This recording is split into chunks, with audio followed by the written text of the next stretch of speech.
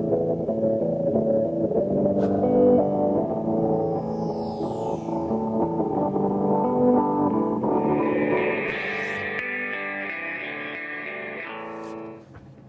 March 2nd, there we go. First, we can approve the minutes of February 23rd. Would anyone like to make a motion? I will. I'll move that we. All in favor? Yay. You can vote for, yes, just in case anyone knew, you can vote for it even though you weren't present, Okay. because you're in your belief that they were appropriately done. So, since we have so many new members, why don't we go around and introduce ourselves, not necessarily for our audience here, but our audience at home.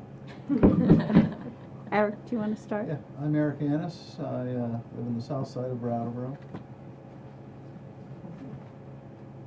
Rachel? Oh, yep. Rachel Zamor. Kathy? Kathy Erfer. That was a trick question, wasn't it? I'm Kate Odwin. I live on Elliott Street. And Liz McLaughlin. Okay, so does anyone have any announcements? No. We, Oh, except for tomorrow. yeah. We will be presenting to the select board tomorrow evening at their meeting up on the third floor. A little intro, I guess, about the land use regulations. Their meetings start at 6:15, but we're kind of down. We are item I on the agenda, and it goes from A to Z. It's pretty deep. So maybe 8-ish. Doesn't go all the way to Z. Really? What's No, it your goes to K. Best guess, what time? I think it's hard to estimate, and I'm lousy at it. But I would say, what do you think? 7:30, 8 o'clock. So come at like 7 to be safe. Oh, 7:15? 7:15. Okay. You could probably put the kids to bed. Watch it on television. Yes, you can monitor on Okay. television. Oh, I can't even come. I'm sorry. Oh. I'm realizing Frederick works tomorrow night. It's Tuesday. Yeah. So. Okay. So sorry about that. Okay. So those of you who don't have a really good excuse like that, you can monitor it on television, and even if you are somewhere only where you have internet access, you can monitor the television via the internet. So, if that Can you makes sense. tweet? I don't tweet. I don't tweet. I can't tweet my questions in or my. No, I'm no, sorry. No, Never sorry. mind. That's beyond our abilities. I think I will watch it on television because I was Yeah, you're pretty home close, with, so you home can with the do that. baby. Yeah. Right. Okay. All right, so as you can see from the agenda, first we're going to get into our land use regulations, but we need to save time at the end to vote on the village center designation that we talked about at our last meeting. So let me turn it over to Brandy. Thank you, Brandy. Okay.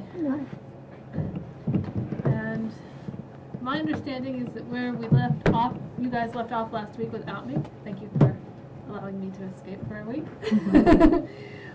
Was the mixed use district, and that's where we intended to pick back up this evening and give a second consideration to the boundaries of that district, the uses and the dimensional standards in that district particularly. Oh, the rural enterprise. So see, I should be looking at the agenda as well, because Sue has prepared a very well organized and thought out agenda, which I have now just messed up. That's okay. Okay, so sorry about that. We're going to start with the rural enterprise use. So is this, did we never cover this? No, this is new language that we have come up with in response to some of the things that we have heard in terms of feedback thus far. It was an idea, we do have an agricultural enterprise language in there that you looked at before, but that has to be accessory to an actual farm, an active agricultural operation. This rural enterprise is somewhat similar, but doesn't require that accessory to farm connection, just requires some sort of local farm forestry connection. that way. So it addresses some of the situation that, remember, we were discussing, like the Grafton cheese, what district should they be in, et cetera, et cetera. So this PUD language would provide an opportunity for other such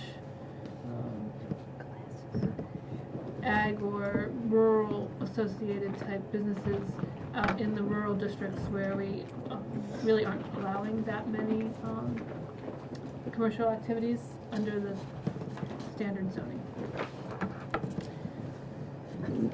So, pull this up here. Do you want to? Oh, you Can we go? go.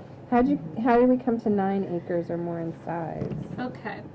So the minimum lot size in the rural district is 3 acres. My thought is that this should be a more sizable piece of property than the minimum lot size, because we are going to be allowing a more intensive activities, whereas otherwise in the rural districts it's fairly residential, agricultural. There's not a lot of other business type uses allowed, and this could potentially be a more intensive business type of use. And also the idea behind it is that it's supposed to be more of a destination that, it's not a little piece of property that somebody creatively comes up with a business on. It's like, if it's too little of a thing, then it's sort of a circumvention around some of the other zoning. So I think it should be at least 6. I wouldn't go below 6. I picked 9 in here. We can talk about that size limitation component. But my sense is that you want this to be a bit of more of a substantive project than just an individual lot with something on it. So are there other PUD options for the rural residential and rural districts? The residential, the conservation subdivision, will cover them from a residential point of view. Okay.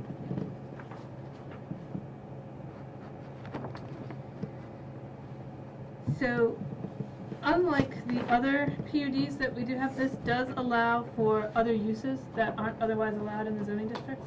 So that was one of the criticisms that we received, or feedback we received on the draft thus far, was that use flexibility that currently exists under Brattleboro's PUD language was going away. This would bring some of that back by allowing some other types of uses in these PUDs. And it provides some specific standards for and some benefits as well for parking and signage that are a little bit different than what would otherwise be required in the districts.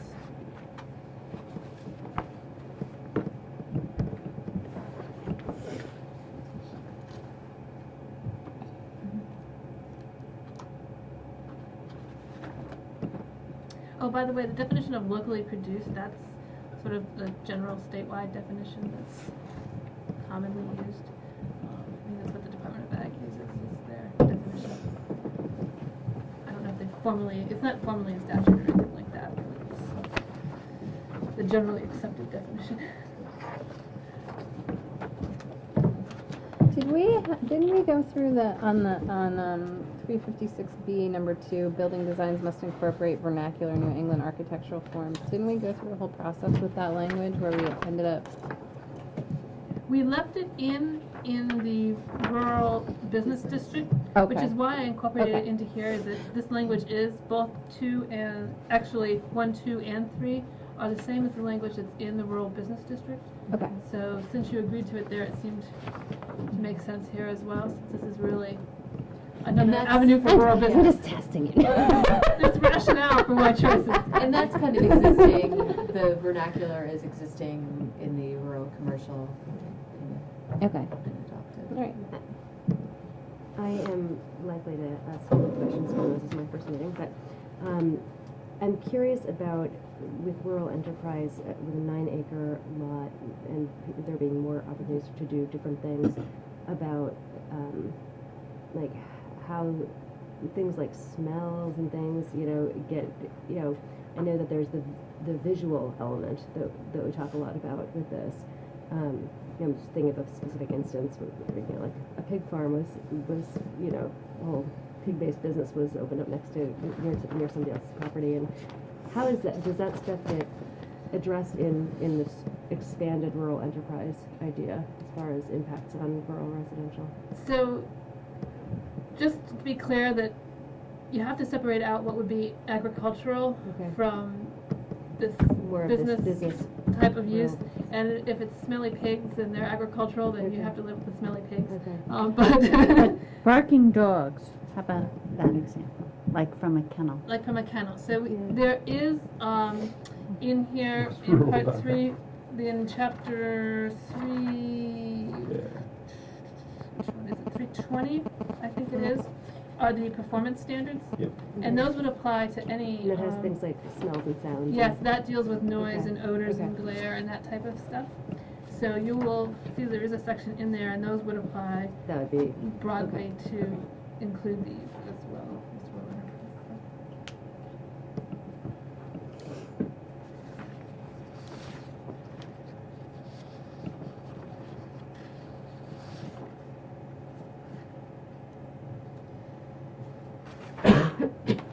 So was there any sort of further thoughts? You asked the question about the 9 acres. I did sort of pick a number, so if you want to. I was gonna ask the same question about the 12,000 square feet. Similarly, the idea is to come up with some sort of max there, just to once again try to make sure that the rural enterprise isn't creating a complete, detour around the what otherwise the regulations, and that it's really not a way to, say authorize somebody to start a large retail operation out in the rural part of town, and that generates traffic to go with it. Can someone help me have a sense of how big is 12,000 square feet? Like what's a place in We need town to that's make that list. comparable? We've got to do We've it. got to make that list. Especially now that there's so many women on the planning commission. Like, I'm always this with Critic. I'm like, I don't get what Oh, that well, you know the It's Walgreens? Walgreens on Canal Street. On Canal? It's about 12,000 square feet. All right, that helps, thank you. Or, a pretty conventional alder cake is frequently in the range of 24 feet deep and 28 to 32 feet long. So if you do the math, and then it's just you can picture that really easily because you walk past them all the time, and then it's just multiples of that for the floor area. Okay.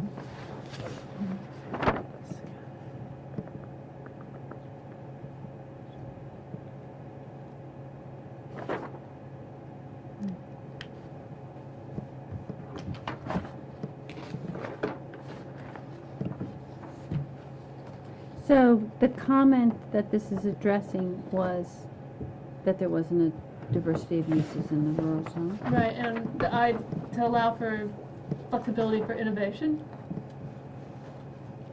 What about, I'm curious about the community buildings, 355H. Oh, that's from a different, Yeah.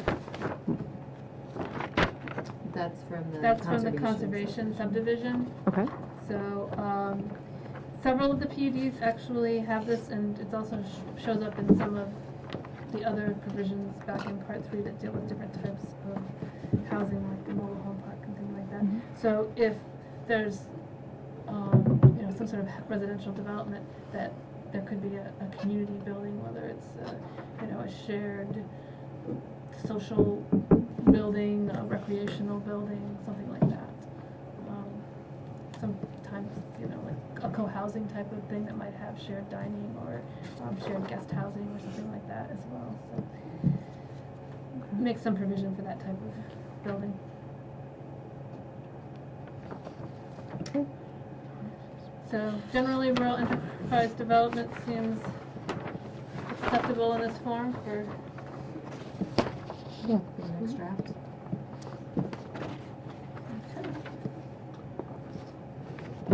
Just to provide some background, sort of linking it back to the town plan before we move on. So the town plan process, when we undertook it, it identified economic development and energy as the sort of two key themes to be developed in maybe more detail in the rest of the plan. And then through the economic development process, we applied an asset-based assessment of Brattleboro's economic development landscape, I guess. And out of that, and along with the state at the same time, can be a really strong impetus to place as much emphasis and encouragement on rural-based enterprises. So it's consistent with the state direction, it's consistent with some local experience that we've had in recent years, and the emergence and growth in things as varied as CSAs and the the farm to plate kind of movement, where people are interested in seeing what lies behind the food, or in this instance alcohol, that they consume. So we have a number of businesses and properties that would fit this description and feel like it's a viable way of allowing deeper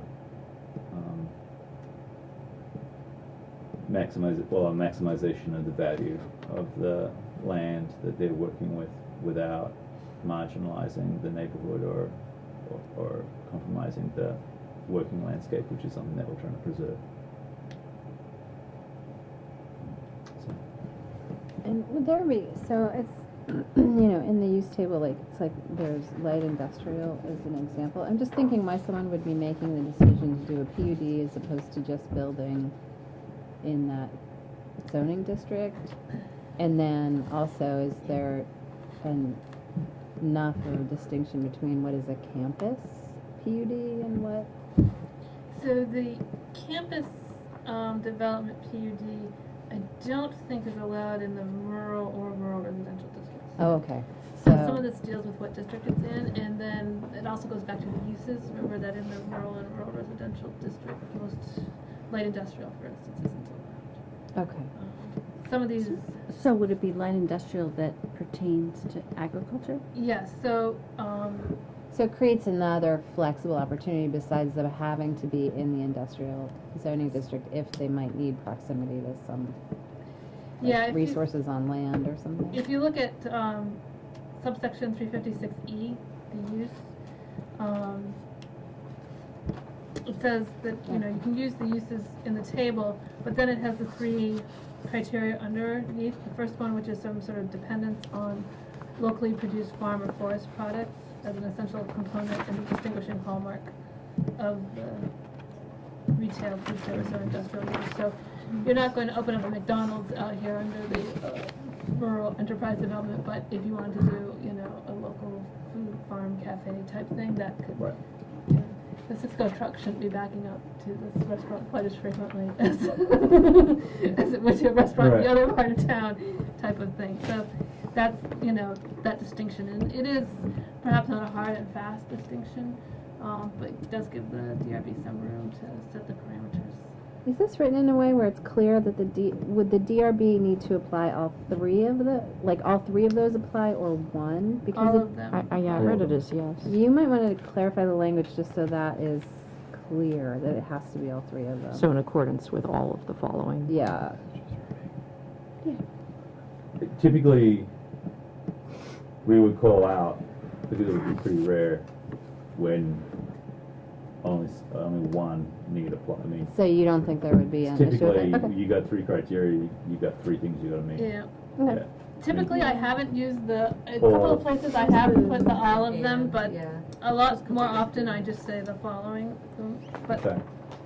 we can look at that. That might be a consistency through the document type of issue, and we should decide which Yeah. form we're using. Okay. That's a good. Yeah, if we're not consistent, that's a good find. I should say also, in case you're concerned about sort of kind of mission creep, or the enterprises starting off small and ending up really much, much bigger. It's hard to say, but in general, I think the experience is that, you might have a business that starts off in somebody's kitchen, and then the success leads to them converting their garage into a space where they can make their jellies and jams or whatever it is, and then they need yet more space, and they might build a purpose-built barn or something. At the point where both the retail traffic and the traffic associated with just making the stuff and shipping it out of there gets to be a really big issue. They're probably going to need access to power and water, among other things, in much greater volumes Oh, I than. see, yeah, so other So constraints. they tend to move, if they start off really small and keep on climbing in size, they tend to move out into a bona fide light industrial or industrial district because they want access to those kinds of things, including, trucking functions and those kinds of things. It's not to say that there are never conflicts. There are some very famous conflicts, around local food producers that started off very small, but generally, as their business grows, by the time they've got to a point where they could start really impacting the quality of life of the surrounding area, they've recognized it themselves and they've moved to a more appropriate space. So with the addition of the rural enterprise, there's now sort of this range of opportunities, starting with the home Right. occupation, home business, going through the agricultural enterprise if it was an on-farm thing, and it would be allowed to grow bigger than the home occupation or business, and then ending up here where it could be separated from the agricultural uses that are, it's that's still connected to them, but not perhaps in joint ownership or something of that nature, so. Do you think enforcement of the building design provisions might be problematic?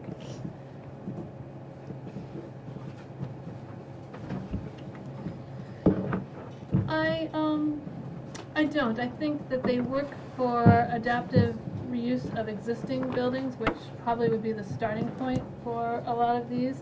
And if new buildings would be built just like in a rural business district, they could be built to meet these standards. I think many of these businesses would also probably be rather tourism-oriented in many ways, and they're going to want to maintain that sort of Vermonty look to them as part of their design. Think of things like wedding barns and things of that nature. People are going to want to build those to match that traditional vernacular. I don't think our design guidelines are so, or design requirements are so prescriptive that they would chafe against them, and talking about allowing for pretty basic agricultural style structures. No, what I was worried about was that if you didn't have, if you had a trade school or something that just wanted to build cheap buildings, that they could argue that these are ambiguous. And thus use that sword to avoid following them. Oh, Do you think they're That's a good thought. do you think they're ambiguous? I think they're a little I ambiguous. know, I was going to say, James, it's a very leading question. Well, I'm not sure. I Well, what didn't about know. high-quality natural materials such as wood, clapboards, boards, and batten? Let's see, 356F3. You think that's, Is concrete a high-quality natural material? yeah? Well, there's some pretty ugly concrete buildings out there. Yeah, but there's I mean, I'm some, just thinking there's some of- lovely concrete floors. That's true. I don't know. I'm just imagining what a shyster would do with this. Well, Well, that's why it comes before the DRB. yeah, I mean, you're the chair of the DRB, so when your stressor alarm goes up, then hit him with the 3-ring binder, okay? I mean, that's what you're supposed to do, right? So, So do you feel that you would have adequate support in this language to impose conditions on the design of buildings? I'm trying- Would be a way to think about it. Like, is strongly encouraged a problem, or? Well, this is the same language as we have in the rural business section of the Right. paper. And it is, with the encouraged, it is not a mandatory, so, it is design guidance as it's written. This is more design guidance than is in many other places in the Yes. code, right? Yes. right, right. And here's the catch, that if it was like 1 or 2 existing buildings, so say, you've got your 10 acres and you've got your little cape and your barn next door, and all of a sudden you hit on the absolute perfect jelly recipe, and you want to expand. you wouldn't want to draw this so tightly that even just, you know, you know, I think they're already there, and I think it's highly unlikely that they're going to build a cinder block, flat roofed structure next to it, given what they've already got, partly because of the tourism reasons and partly because of just people regard it as Shameful. right.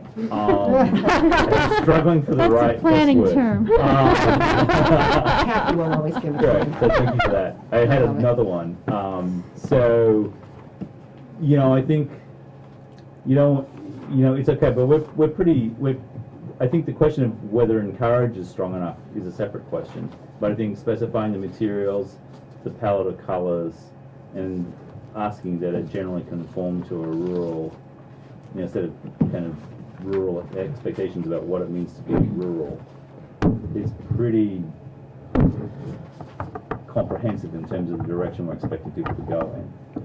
I wasn't really talking about 3, I was only talking about 1 and 2. And I was trying to remember the offensive language from the JAM decision, whether it was scenic. Oh, I see. What And I you're was saying. worried that rural character was kind of an analog of whatever scenic character, or whatever thing that Oh, I they see. said was not good enough. They said it was wildlife habitat. Was it? Yes. It wasn't scenic views? It was wildlife habitat. Okay. And wildlife habitat, as you know, is a very rubbery concept. Hmm. I mean, Rats being wildlife. Yeah, right, exactly. Well, Or let's children, approve depending on where you 300 live. houses. What's that? They'd already approved 300 houses, so wildlife habitat. Yeah. Yeah, in the It may have been context of the compromised. decision. Right, right. Okay, so, I think also just this must, I was looking at this, it says building designs must incorporate vernacular New England architectural forms and materials, but to what extent? Like, does that, you know, must significantly incorporate, or to simply incorporate some vernacular architectural forms could be, again, it depends whether somebody's going for the spirit of what this is saying, or somebody's trying to get around the rules. You know, but they're do we want, just for the sake of this, do we want to discuss how the DOB would go about processing an application where somebody is taking a very loose interpretation of this guidance versus how the DOB would process an application where people are meaningfully engaging with it? So I guess, Yeah, James, how would you do? well, you know, we have to discuss the kind, DRB is discuss one the kind thing. of criteria that you would want to use. the DRB is one thing, and you might get someone in front of the DRB that obviously is trying to, you know, shoehorn a lousy building through language that's designed to prohibit it. What I'm more worried about is the next level, where the DRB says, no, you can't build that concrete square building that like happens to have a old Western clapboard front with a triangle in the middle. Are you exaggerating a little bit, or have we changed It statements? sounds like here? Green Mountain, it sounds like Green Mountain Orchard's building, Vernacular, actually. I don't have anybody in mind with this, but I'm just you know, I'm thinking worried- all of a sudden now that I'm really appalled at the lack of taste out of all the places I go. I'm worried the DRB says no, and then they go to the environmental court and cry about the statute not being precise enough and get their building through. Yeah, but you can do that classic Woody Allen thing, because you could say, well, not only am I chair of the DRB, but I was on the planning commission when they wrote this, and what they What they meant really was, meant was, Yeah. That would be, I don't know how that would go over. I think the first time it might be I hard, but would you get say, used to it. let him take it to the court, Right, and then we'll get the smackdown, and we'll fix the language. right. If somebody cares that much. I think to They'll go to pick court. up on Sue's point, what we have to do here is balance Mhm. what we can get through with the select board at the end of the hallway versus the worst case scenario of an uncaring and inconsiderate applicant who might teach us something in the future. And then I think that the other part about it is the probabilities that you can apply to both of those things. And then lastly, I'd say it's a little bit like those, I thought you were going to actually use another saying from the famous Supreme Court judge whose offspring is one of the local attorneys. No, I wasn't. Yeah. okay. Everybody uses that one. I know. It's, Well, I'm it should satisfied. be Wait, the what it is should be it? the town motto.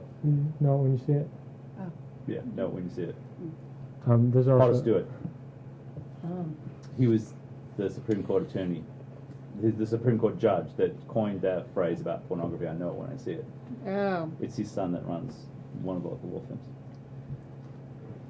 So we all know it when we see it now because we all live with him. So anyway, what I was going to get at was, in some people's minds, something like the co-op building, the new co-op building, is a travesty because it's modern and it doesn't conform to their expectations of what a traditional building downtown should be. And what they're doing is ignoring the palette choices and the material choices and the way it,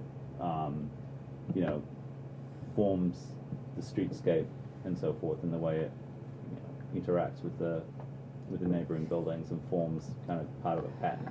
So I look at the new co-op building and think it's very sympathetic to the traditional building form and is perfectly appropriate. In fact, it's a really interesting and good example of working with those materials and coming up with something that's refreshing and does other important things, like is energy efficient and is universally accessible and does a whole bunch of other really interesting things, and is a pleasant building, certainly compared to the thing I replaced, right? And you could also encourage that person coming before the DRB to Right. look a little broader and even give them examples. So of I wouldn't things in want to. town. I wouldn't want to be so heavy that you I'm you know, that you satisfied. couldn't allow. And so I would say that in the hands of a good designer, that's the presentation that they would be making. They would be saying, look, this my building here fits your description because it's got these things, and this is the explanation behind it. In the hands of somebody else completely, it'd be like, when I ordered this Butler building, I asked to get that really weird rusty red color, and here it is. It's like, so a Butler building, by the way, is a prefab steel building that you order online. And so, there's a huge distance between those two responses to the same problem. And I think it's pretty easy to say to the person that wants to click on the web-based building ordering thing going, that's not enough. And you should be able to accommodate the position of somebody who's mixing up the shapes and the forms or whatever, but saying, is able to explain how and why they got there. So to be more explicit about it, the other one that raised some question marks was the farm stand on Route 9, the Dutton farm stand, which, given the balance of materials and the shapes and the form that it has, arguably is agricultural in nature. It's a bit of a challenge because it's big-ish, and it's got a very prominent shape to its roof, and it's not hipped. But most people are okay with it. But it, Doesn't quite fit in, but it fits in another sense. yeah. And the alternative is, whereas actually the Cumberland Farms building fits the description perfectly. It's got a Right. cupola. It's got the cupola, it's got everything. But Cumberland Farms is somebody going down the form and checking every item on the form as to things that to be included. It's got brick, it's got a cupola, it's got a weather vane, it's got everything, and it's like, then it's not what we think of when we think of agricultural buildings. Yes, which building do you really like better? The one that checks all the boxes or the one that's a little creative? Yeah. Right. So anyway, And just to close this out, when we go back to the review criteria in part 4, siting and design is one of the, you don't have them in front of you, but siting and design is one of the review criteria listed for reviewing the PUDs. So that would be one of the elements the DRB would look at, and requires that it be compatible with the setting and context. and so what I'd say there is, if the applicant isn't able to actually describe why in their mind it conforms to this, and it's not and it's not whatever support they give to it is arguably not acceptable to the DRB, then you've got the basis for rejecting the application. But if it is, even if it's initially a challenge to accept it, and that's possible to the DRB, then you've got then you can permit it. And as you go along, applicants will get to know what's up and what's down, which I think is also okay. Fair enough.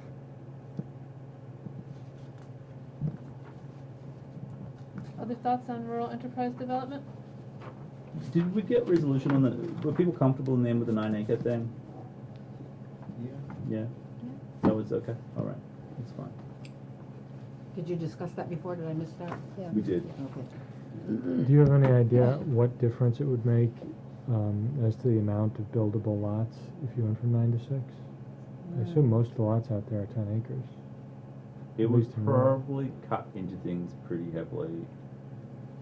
Oh, no, actually. No, I mean, I No. think you've either got small lots out there, like 3 3 to or 5. even less. Yeah. And Yeah. then I would say probably a 3 to 5, and then they're all They're pretty large. they're significantly 10 larger than plus, 10, yeah. Where did the 9 come from? 3 times 3.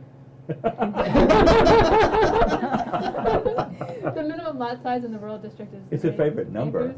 Right. And so I thought it should be a couple of times the minimum lot size, so that's why I Random, picked in other 9. words. It wasn't Mostly. completely random, it was somewhat thought through, but. There's a method there. If you think about how close to the perimeter they're gonna get, Yeah. and then the noise, to some extent odor, even if on a fairly small scale, and traffic and other things, 9 seems to set it at a pretty good point. Much beyond 9, and you're sort of asking different kinds of questions. So, Could also, I'm sorry. So where Grafton Cheese is there, they have a PUD now?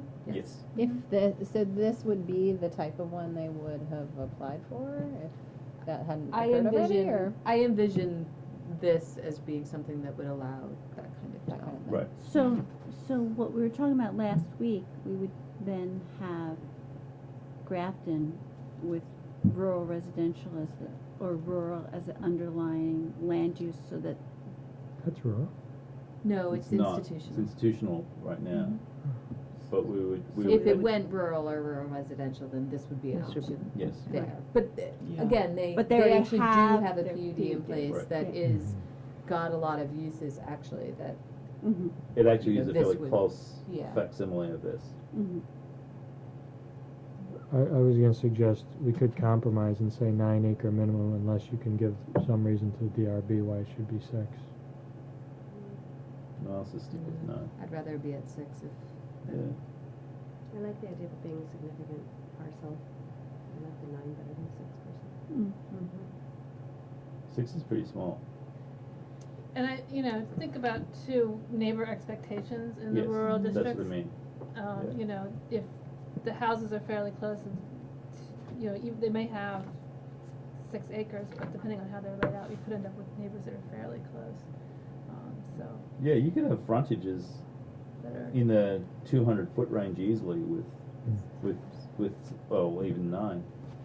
Speaking from bitter experience.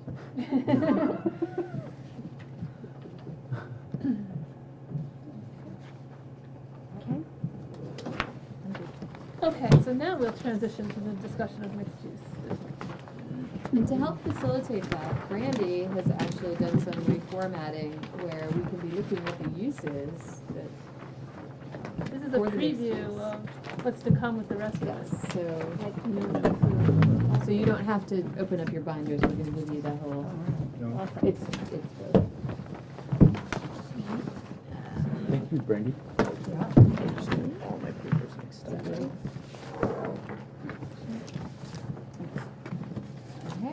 Thank you. No. Do you need to share? I've got one. You sure? Yeah, I think I do. If you don't, Do you want me- I could- Yeah, I've got one. I could make a quick copy if the Nope, machine's got good. it. Thank you.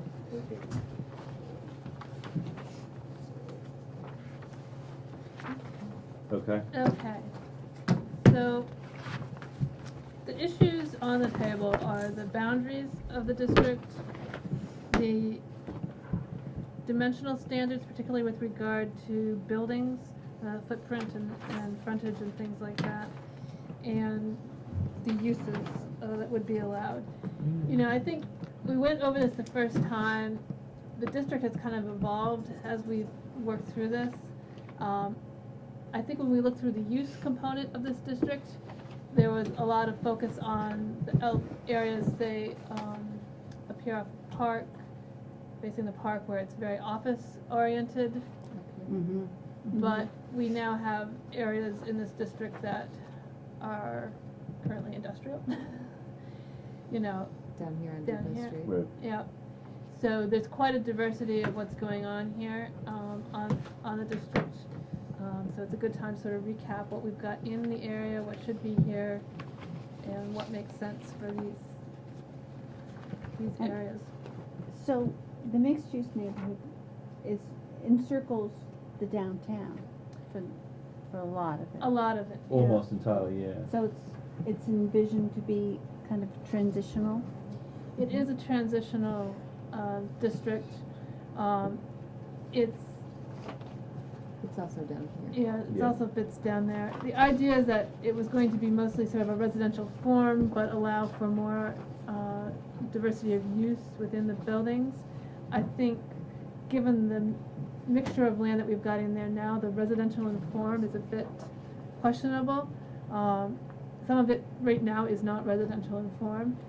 It's certainly, there's an argument to be made that you want it to move more in that direction, and so that may be an appropriate argument. And I think it's just good to have thought through that and be sure that this is where you want to go. And that's where some of the 4,000 square foot building footprints and the limitations on the square footage of uses, you know, like the 2,000 square feet for a lot of these commercial uses is sort of aimed at trying to keep that residential scale.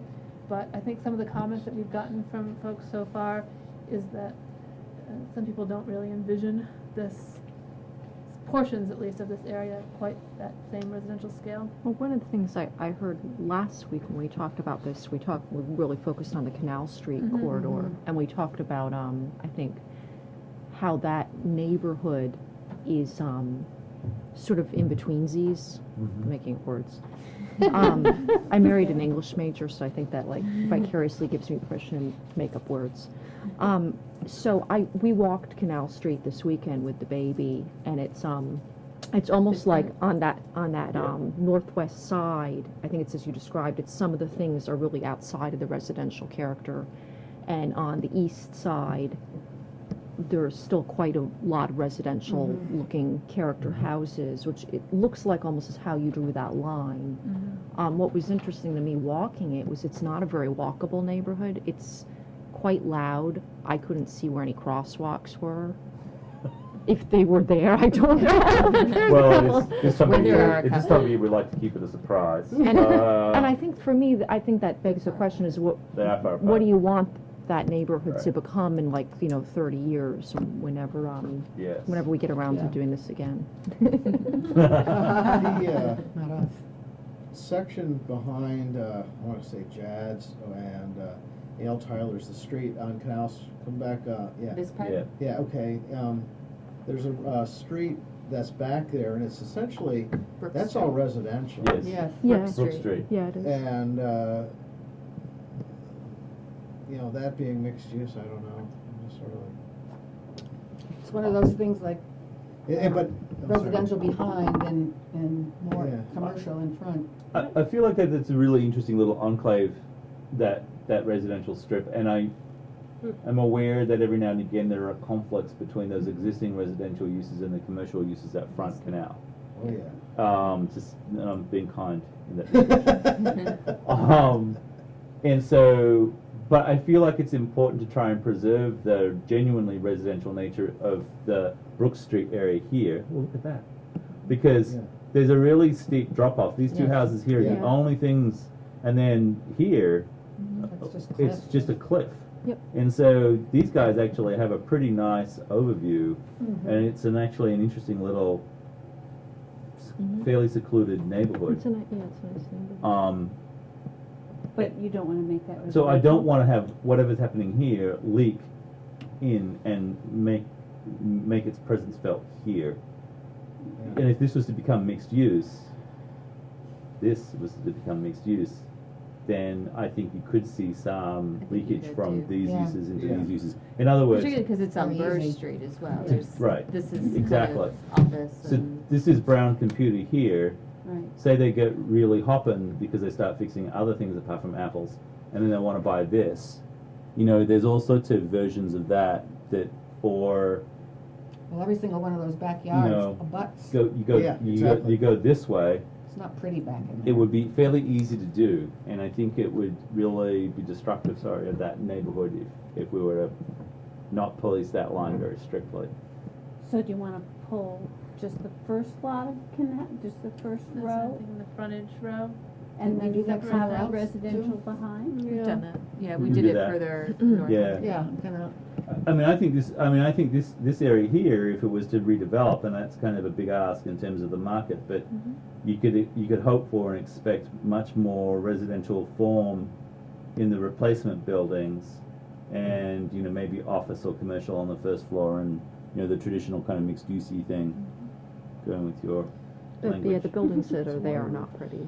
No, Most of them no, are I don't. not. No, well, a this, couple of those are still houses anyways, Right. that just have businesses in them. right. Is this the one? Is this the laundromat? Yep. Yeah. Yes. Mm-hmm. I must say that's the best perspective that you get of it. So is there some sort of agreement that we want the Brook Street parcels to be a residential neighborhood at least? I've made a pretty strong argument, but I would think so. I would. Yeah, Yeah, I think if that's the most, if I lived on that, if I Yeah. owned property there, I would really like that, because it would protect the integrity of my neighborhood. Is that contiguous to any other residential? there's actually residential here. Daily This Shoe, is the that's Daily Daily Shoe through here, and then That's not- there's mixed use through the more towards. SD. That's all. This is the SD Organ, And that's also complex. on a ridge, right? Yes. and there's all also a that big steep- ridge. Yes, Yeah. steep right down here. So it's logical that that section stay mixed use, but it's hard to talk about. So it seems logical that this would be mixed use because of the character of the Buildings, buildings, yeah. and then this would just get pulled up. Well, this is interesting Or in Light here. industrial. Yeah, it's kind of DIY. anomalous. I It mean, is, I mean, Right, I I mean, think, it's like this is kind of stuck in between all of It's a this. sandwich. I Yeah. mean, you can see, well- I can see why this whole chunk was sort of Yeah. pulled out as would mixed you use. would you pull it down as a peninsula just from if you move there, Yeah. pull it from there?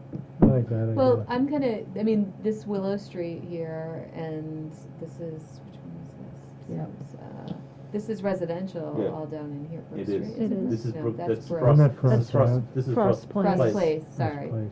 So it becomes what, I'm not sure how this parcel's being used now. I know in the past it's been contractor. It's a that it's a kind of thing. construction basically contractor. Yeah, It's BMI still- owns it. It still Dave is, Manning. right? I'm Yeah. not sure if it I think does Kate's the necessarily. best person possibly to ask. I've lived near them. Yeah, well, I mean, I just wonder, that has pretty poor access. I missed Would that you either over get it there. by Brook Street or you come down. That's they have actually their own- yeah, road. that's Yeah, actually their their driveway driveway. goes in. Yeah, Okay. you got everything Yeah. there. Yep. Yeah, and he did a nice job of landscaping He it, so did, it, and that's Oh. where he leaves the used trucks that you want to buy.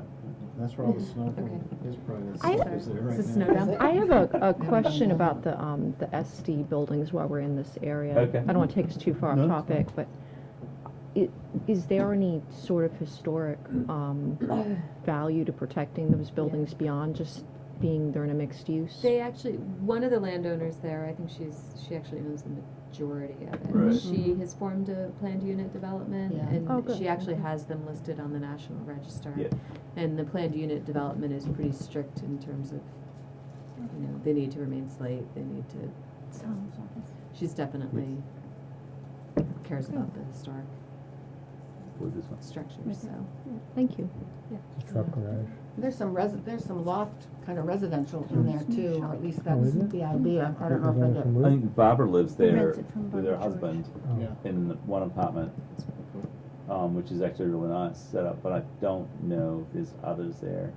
There may be now. I've seen them advertised, I don't know if they've Yeah. ever had takers, Yeah, okay. Downside is wireless really sucks. Yeah. And so does your cell phone because it doesn't go through slate. So you don't wanna make this and that light industrial? No,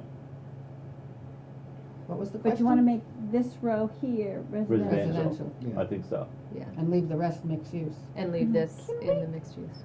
Since I don't have the whole thing memorized, and I know Brandy does, like, what are the distinct design differences? Sorry.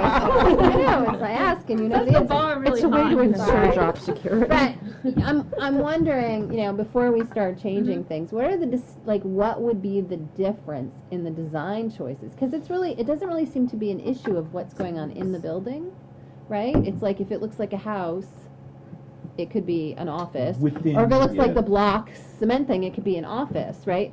So what would be the difference in the design choices between residential and mixed use? Because I don't remember mixed The use.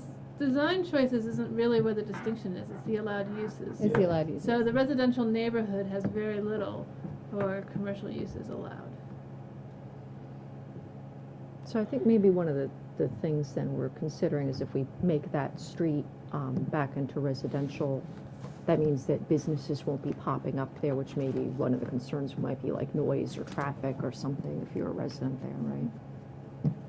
Right, well, because it's this little loop street, I think it's vulnerable. I mean, I think trying to protect this residential area here needs it to be left as, I think mixed use is exposing it too much to the variety of uses that you could get, and because of the leakage that you'd get from here. Just before we leave the topic, it's hard to see from the aerial photo, but this is way lower. We all just said this is a cliff. It's steep. It's Yeah. really, really It's steep.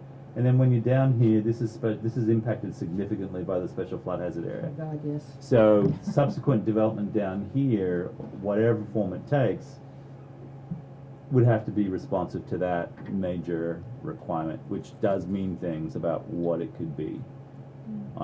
Which is not to say it couldn't be residential, but it would be pretty tricky and expensive. And right now, just in sort of the current context, attracting public funding to support whatever happens down here is also made problematic because it's in a special flood hazard area.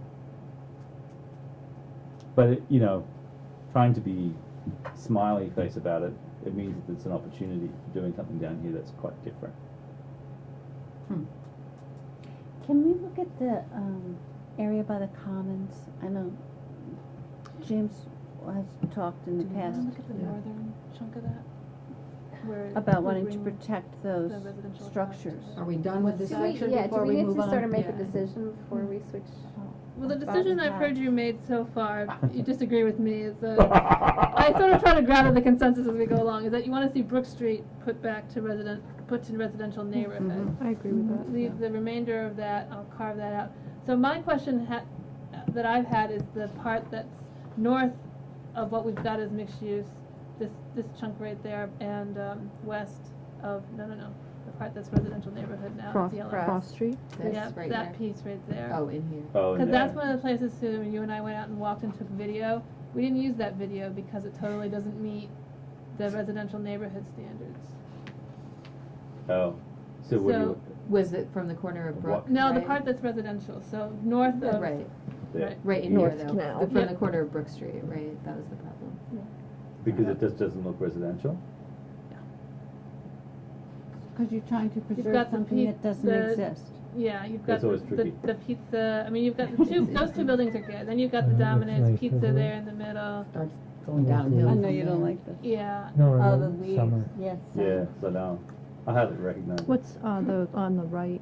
On the So, right is. On the right is much more residential. Yeah. The old school. On the east Canal side. School. Yeah. There's Okay. a couple Couple of houses. We all have. yeah, the right side, the East side. east side is Those are definitely hou- more residential in houses, yeah. character. There's the School. school. Mhm. But here you've got the market on the corner of Elm Street. You've got a couple of multifamily,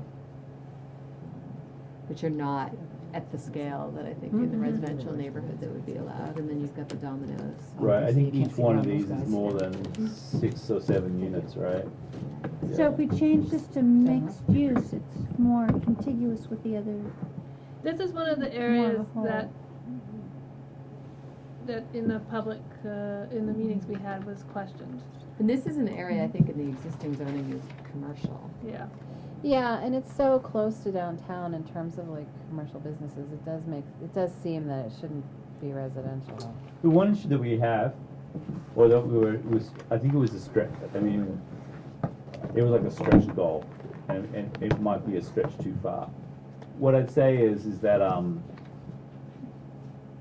in an earlier, you were around for this, you weren't even around for this. In an earlier conflict around signs, Of course. One of the things that came up on this particular street Oh. was the Sandwich boards. habit of the local businesses to advertise in an effort to attract passing vehicular traffic. And thus, kind of confirming, if you like, that people viewed Canal Street as a major arterial route in and out of downtown, and that most people who were going to access those businesses were going to do so from their car, and that they were basically passing through the neighborhood. And what we were attempting to do in our interpretation then and subsequently, and even in this version, is try and reinstate the neighborhood feel of this area and diminish the way in which the businesses are promoting themselves, if you like, to passing traffic as a mode of, and that's why the location is valuable. So, in other words, acknowledging that it's a steep road to climb, have the street aesthetic move more towards the Western Avenue take rather than more of the same. Is there on a, Canal. isn't there a park along that route, or Yes. is Yeah, it there further is. up? There's a little park Yeah, Right over here. right there. I think there's another little park by the school too. There is. Yes, There's there is. something on And then there's the one on the corner of Washington Street also. That was another thing I noticed as I was walking through, like, I almost didn't know those parks were there. I mean, I think I did intellectually, but Yeah. Right, you don't experience them very well. Yeah. You see them in the corner of your eyes driving by, but when you walk, one of the curiosities is, well, this time of year is not a good moment to be in the park, but it's true. even in summer they are used differently from other park spaces in town. Yeah, and that was something I thought about because parks are already set aside public resources for Right. people. So I was thinking about that in the context of this decision, how best to. Where was the other park Utilize besides them. Washington Street? There's a little, Mexican restaurant. Yeah. Well, there's Right. one right near Please do. Googers. There's Right. one like right in. There's some seating. There's a there's a little park next to I think Washington Street running up. On and then there's the one s- on the south corner, side. right down. The, from one at Googers. Gougers, that's all his property. I think The it's town his gave it property. to him. Right, Town gave it to him because it was basically an odd piece Yeah. of property. right. Yeah, it has a bus stop and a Yeah, it has a park. kiosk and there, a- whatever you want to He call puts it. Yeah. picnic tables out there now. He puts Right. picnic tables out there, Yeah. yeah. Right. He's actually improved that site Yes, he has. greatly Yeah. since the brook thing happened. I may be projecting out incorrectly into the future, but I think what I keep getting stuck on is sort of considering what's already there, and I kind of feel like it doesn't matter because what it will look like is not what's there. What it will look like is what the design standards say it will look like. And Brandy just said that the design standards are essentially pretty close for mixed use and residential. So in terms of like the proximity to downtown, I don't understand why you wouldn't make that little section mixed use. I mean, I get what you're saying about putting the signs out, but to me Right. that seems like an enforcement issue about the signs, So. We got away with it. And then, of course, everyone promptly ignored it, but that's okay. So are we? So to me, it's like with the proximity to downtown, limiting the potential commercial uses Yeah. right there when the design or the look of it is actually an entirely different question seems strange to me. Well, these You know look what I'm like Yeah. they're residential. And those So, could be some of connected up, this- and you could yeah, just some leave of the this- frontage lots. Might want to be Right. connected to this that's Yep. changing to residential. And then the rest of it, do we want to make this half of the street mixed use and keep this half residential? I would at least argue that the southern half should be kept, southeast half, because that there's by of Brook course Street? some Is that what historic. we- Because the Where other is side, where Brook Street comes around and whatever, the street there on the right, go north. Sorry. Yeah, Right get right there. there. That's good. Because that side of the street there is all residential. Yeah, they Yes, are. it I is. know Yeah. people who live Yeah. there. Yeah. Right. It's well kept. Yeah, And exactly. in fact, maybe- that corner house actually looks like it fronts the side street rather than Yes, it does. Yeah. down street. So we Yeah. could maybe pull all Yeah. those So Yeah. this can be like an L. an L, Yeah. That connects up. Yeah. from here. yep, Right. and then separate that. I just think from a logical consistency point of view, from which to say that we've got some reasons that that piece sort of sticks out as pushing something that's not really there, so I think it may be one step further than you can push. Right, so I'm not actually disagreeing with Kathy. Are just- we Yeah. in agreement then? Yeah, that the rest Okay. becomes mixed use, I agree. yeah, Yeah, I think so. Yeah, yeah. okay. But I think that little L is worth protecting. Mm-hmm. Yeah. And before we jump over to the commons, do we need to just look at the property on Frost Street? Yeah, we do. Because some now point. that we're having this conversation, it seems, Yeah, we do. I think we need to look at Frost Street. I think that there's, those are the two remaining areas. Okay. Well, actually, I think Depot Street is one to look at as well. Yeah, I agree. So where So- do we wanna go? Do you wanna do? I don't care. let's do Frost Street since it's Yeah, right let's do next Frost door, Street. because I Okay. feel like there may be We're in some. the neighborhood. Yeah, we're, my There mind's you go. in We're the in the neighborhood. neighborhood, right there. Do we need to go street level? Yeah, So, go. this is this is Elm Street. We'll Shut down, take a street tour.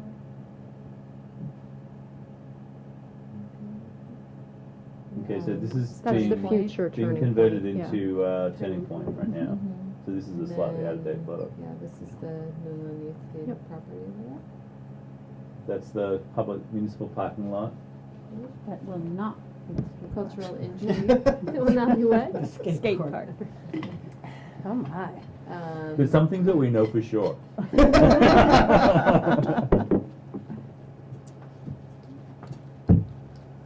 And then, yeah, There's okay. And a it- auto yeah. body shop. It becomes No, pretty quickly It's not residential. anymore. And then it quickly becomes Is he residential. out? Yeah. He's volunteering up at the hospital. He's The out. shop's He's closed. out. He's Been done. closed. It's been closed for a while, I Yeah, reckon. yeah. Oh, really? Didn't know Yeah. that. So cultural summer. intrigue is in that section, Yes, it right? is. So Yes. that's not residential in style, right? No. Is that, but that's No. in that section. And then there's the Kiln Dry across the way.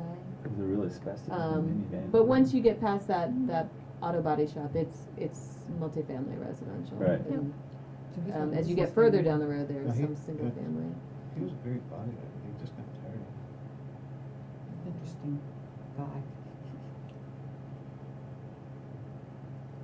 So, Yeah, it's all something all help me about understand, that. the Kiln Dry place being in mixed Mixed use, use. Mhm. how does that work?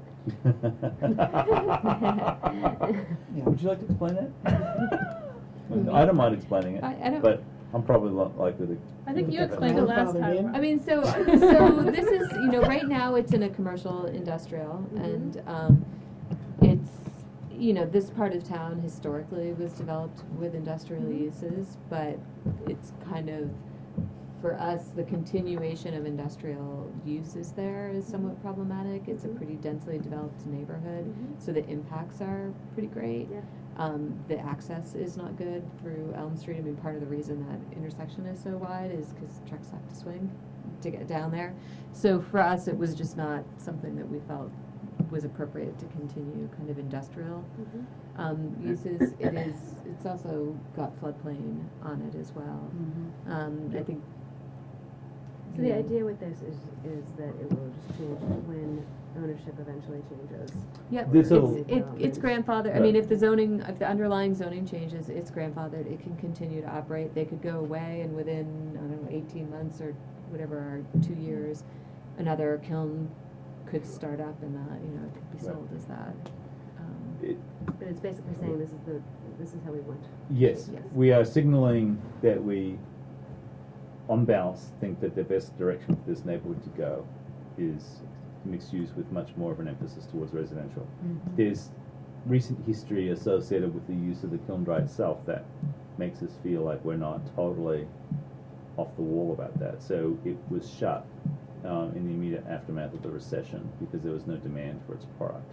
And some people may have moved to the neighborhood thinking it was pleasantly quiet and subsequently discovered that it's not so quiet. And it is part of a conglomerate that owns other kiln dries in the area, and there's been talk, but we've never been able to confirm it, that at some point in the future they will consolidate their functions and move it from there to in other words, have one big kiln dry somewhere else. It can't be an easy location for them either. What is What is, except that, yeah, they've had it for so long, it doesn't owe them anything. Yeah. how is the noise generated? Is it fans? Is it? Blowers. Blowers, forklifts, Yeah, trucks. trucks, stuff mean, being picked up and put men down by talking about forklifts. Early, You early live in morning. things up and Yeah, They I bought live the, right above the They bridge bought the from house it. right next to their yard, just they, when it came up on the market, it made sense for them to buy it. blue one. That Randy one? likes. Yeah. Yeah, Mhm. that one. Randy likes that. I do like that. You might notice that that building has been redrawn in the mixed-use neighborhood as an example building. Yes, I have noticed that. I did, however, put it back to its It- Victorian painted lady colors. It's a really nice form. I like that it's got all those things going on. It's got a- Yeah, it's a very cute house. It's Really got like the it. right, it's And one a of those gazillion buildings that just has apartments the in right it, though. proportions. They do- they Every do a now lot and of then work you in see it. one, it kind of Yeah. sparkles because it's got the right proportions. They do Right. take care of the property. Yeah, they do. Who It's just Sandra owns awesome that room. house? Right. Mr. Sosmo. Oh, this is. Yeah. Yeah. So. But that- it's that would pretty be- much, you know, right. it's, from this point on, I mean, until you get to the end, Yeah, on the intersection, there are some There's businesses some right there. business. What are Mhm. the issues with the floodplain on that side of the street? on the The floodplain north makes it. side of the street. Probably Yeah. pretty It significant, It pretty right? much comes To to the front kind of door. the front door. It, Yeah. the FEMA flood actually comes up to the back of those houses on Yes. that side of the street, so my house is the first First that's one out that's of it. not, yeah, that's out of it. Oh, you Everybody live down behind there? me in Frost is. I'm on Right. Elliott. Yeah. Oh, Elliot, Yeah. okay. Yep, that'd be right. So, Kathy, did you have, you wanted to talk about this area? Did you have? No, and some actually, suggestions? I'm not gonna Okay. talk about this area because No. Frederick owns property, so I feel Okay. like I Yeah. shouldn't. Yeah, not that I. All right. Only because I'm reflecting back to my own demanding of proper ethical language in the, you know, with, of conflict of interest, so I'm like, no. Oh, yeah, okay. But we have this, I mean, when we look at it, Makes you the know, look we have this as Commercial. mixed use all the way to the, To the corner. To the four-way, corner. Yep, and a little bit beyond, I think. sorry. It's a little weird now to figure out I where did the I am. wrong way. Thank you. Good orientation. I think she Okay. experiments by being Yeah, a tumbled little all the bit time. past. So the question, I think, for me, actually, I also think that this is actually quite a nice neighborhood down in here, and I am a little There bit are very concerned about it cute being houses. mixed use I agree. all the way down. I think, you know, there's a lot of, as we've talked about, Yeah, when we there's- talked about the other areas, I mean, to have densely settled residential neighborhoods, you know, adjacent to downtown is really something special. I assume that was probably all working class neighborhood for people who worked at SD and. The mills, All, you know. all I all mean, the stuff, all that's- that there's stuff a lot is down there. there. This Yeah. area here is obviously the outgrowth of, you know, earlier industrial activities. Yep. You know, the building further along here next to the New England New Theatre was toilet seat making factory, which, you know, is clearly a growing business. Lumberyards. Lumberyards, that kind of stuff. So I think that this is an area that has, you know, it's nice. It's got some. The houses are roughly similar in age and appearance. There's a nice. There's a potential. Uniformity. There's some Lot- yeah. large there's- Why do we too. have, why is that not, why is that residential not kind of going across that zone there? Oh well. Why is that mixed use? Were you I just think that we linking? had seen, you know, there's kind of like some commercial development here. Okay, right. We were Alright. thinking, we were envisioning for this, and it was kind of creating that connection, but I think it's, I think we might be better off. I think we're going back. We're changing our minds here. So I think we might be better off trying to protect the residential nature of this.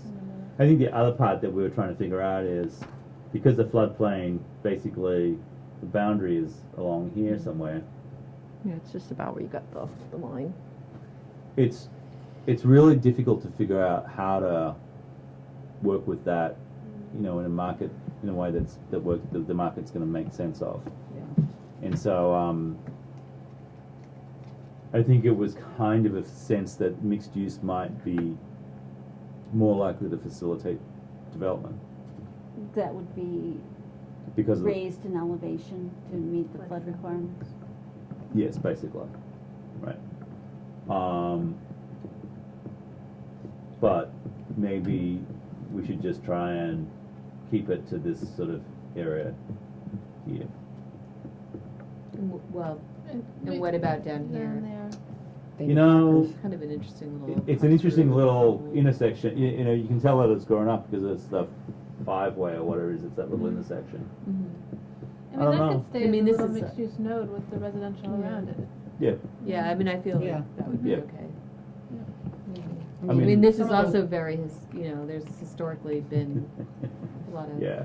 industrial in that Yeah. little area too. Yeah. so- Yeah, wasn't Tyler in there before David Parker took over that building?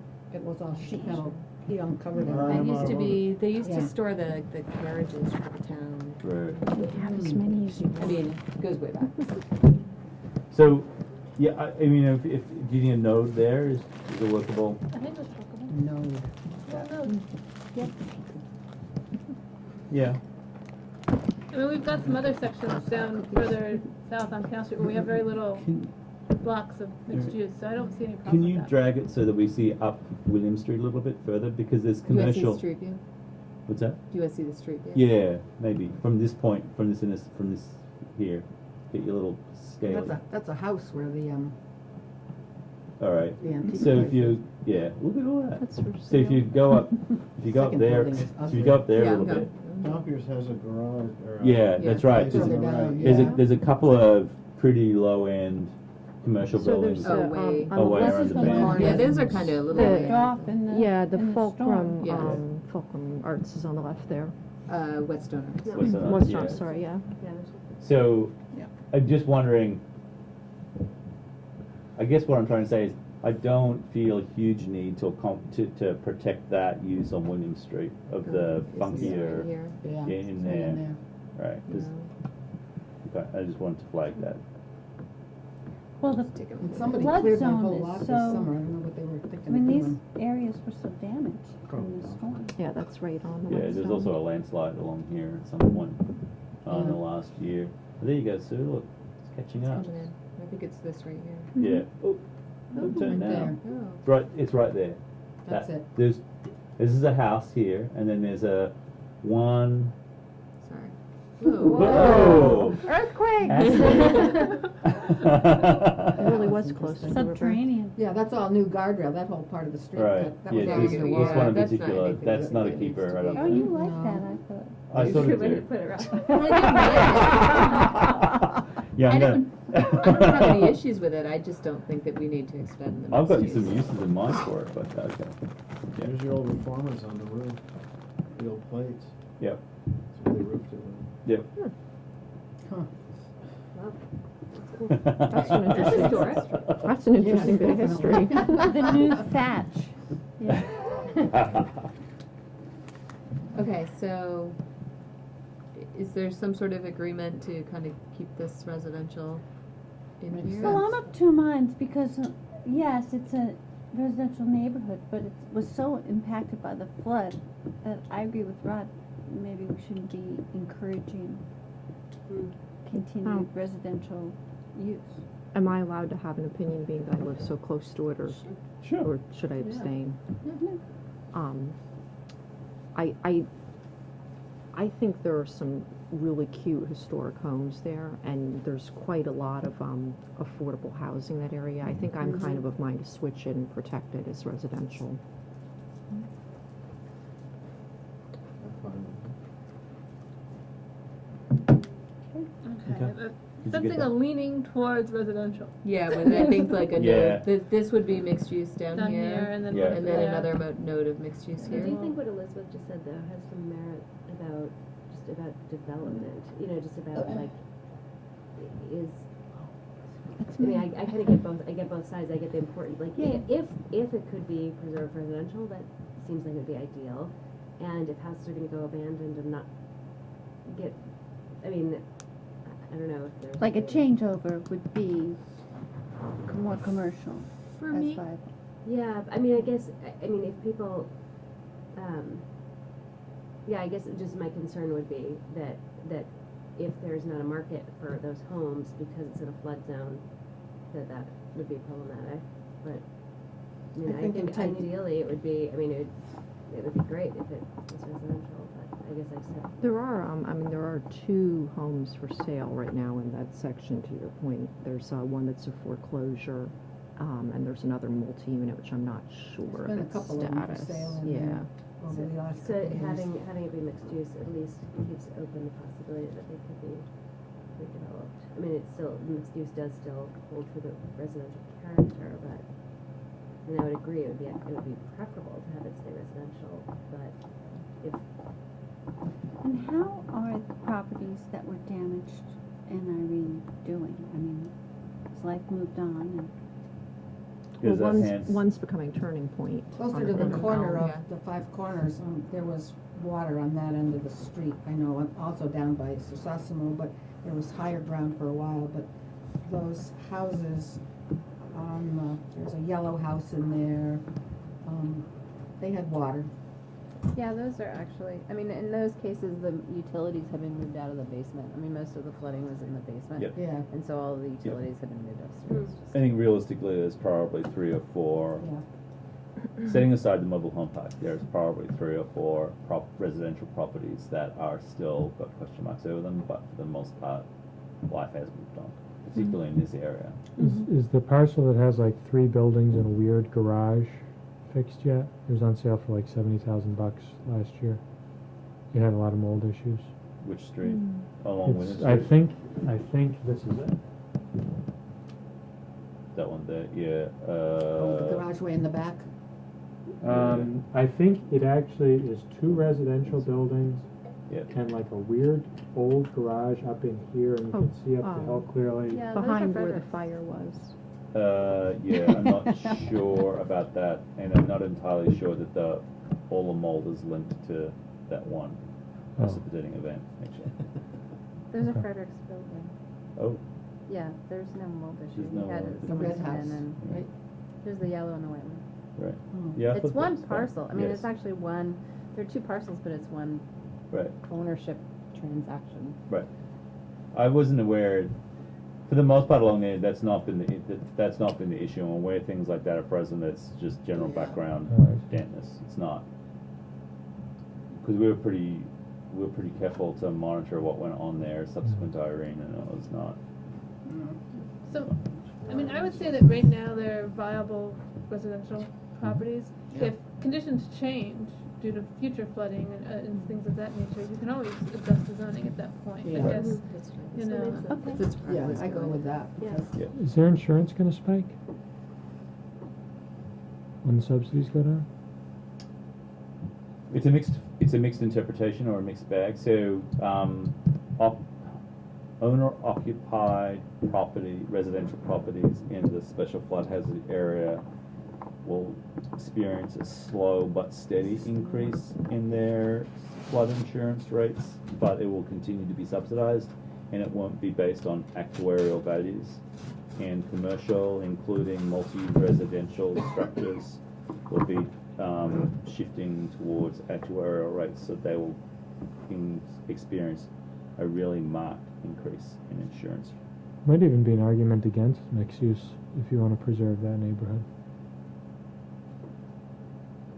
In the sense that what you're doing is tying it to owner-occupied residential. Yeah, that's what I was thinking too. Good point. Okay, Alright. next area? So we'll go up to Park Place. Okay, so, So I just wanted to ask a question that being mixed use will protect the residential character as we have talked about historically on the planning commission. Well, my old beef, I withdrew that beef. Because it, So where's the beef? so was it jerky or something like No, no. At one time, I thought it was a bad idea to do mixed use because I thought if a restaurant or something came in there, it would be a terrible traffic snarl at the end of the business day. But I think I was kind of overreacting. Because I thought the point was that you wanted to keep the residential character Yeah. of these nice old. Right, but I was Buildings. satisfied that mixed use would keep it just about as well. I mean, they are mixed use right now. Right, you know, Right. yeah, and they're yeah. beautiful. Well, I think the other thing to be observed, in particular in here, is just how much blacktop there is for off-street parking and Yeah. stuff. Which is not to say that, if you got a really popular restaurant here, that it wouldn't cause some kind of But there's on traffic's not, but there's on-street Yeah. parking and there's a bunch of other things, and really on the weekends it's a bit of a graveyard. What's It's an interesting area. what's the Well, little Yes, that's wing right. wing dingy corner over to the right? This We- is St. Michael's St. School. Michael's. That is the Catholic. Yes, okay. it's definitely Wingdingy. I think that's it. And but they own more buildings than that, right? The Catholic.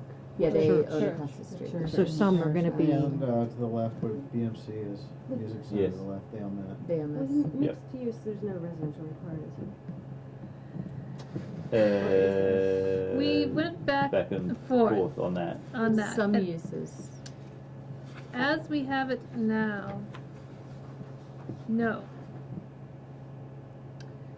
I think is Oh, where we you're left right. it. No. No. But there are some restrictions on size. Size. Yeah. Is it your lot, your The- lot? you mean- So you James, you, isn't it? the other issue is that we Your set lot, the this is floor right. area ratios in the mixed-use district so that you would get a much more building area that you could have if you had a mixed use. I'm just curious about this Park Place buildings. I know many of them are, these very large homes, certainly bigger than 2,000 square feet, and they're being used exclusively for offices right now. Yes. So how does, That's one of the reasons we want to return to this table and look at the uses, because I think we were thinking much more smaller residential scale when we put the 2,000 square feet on a lot of these.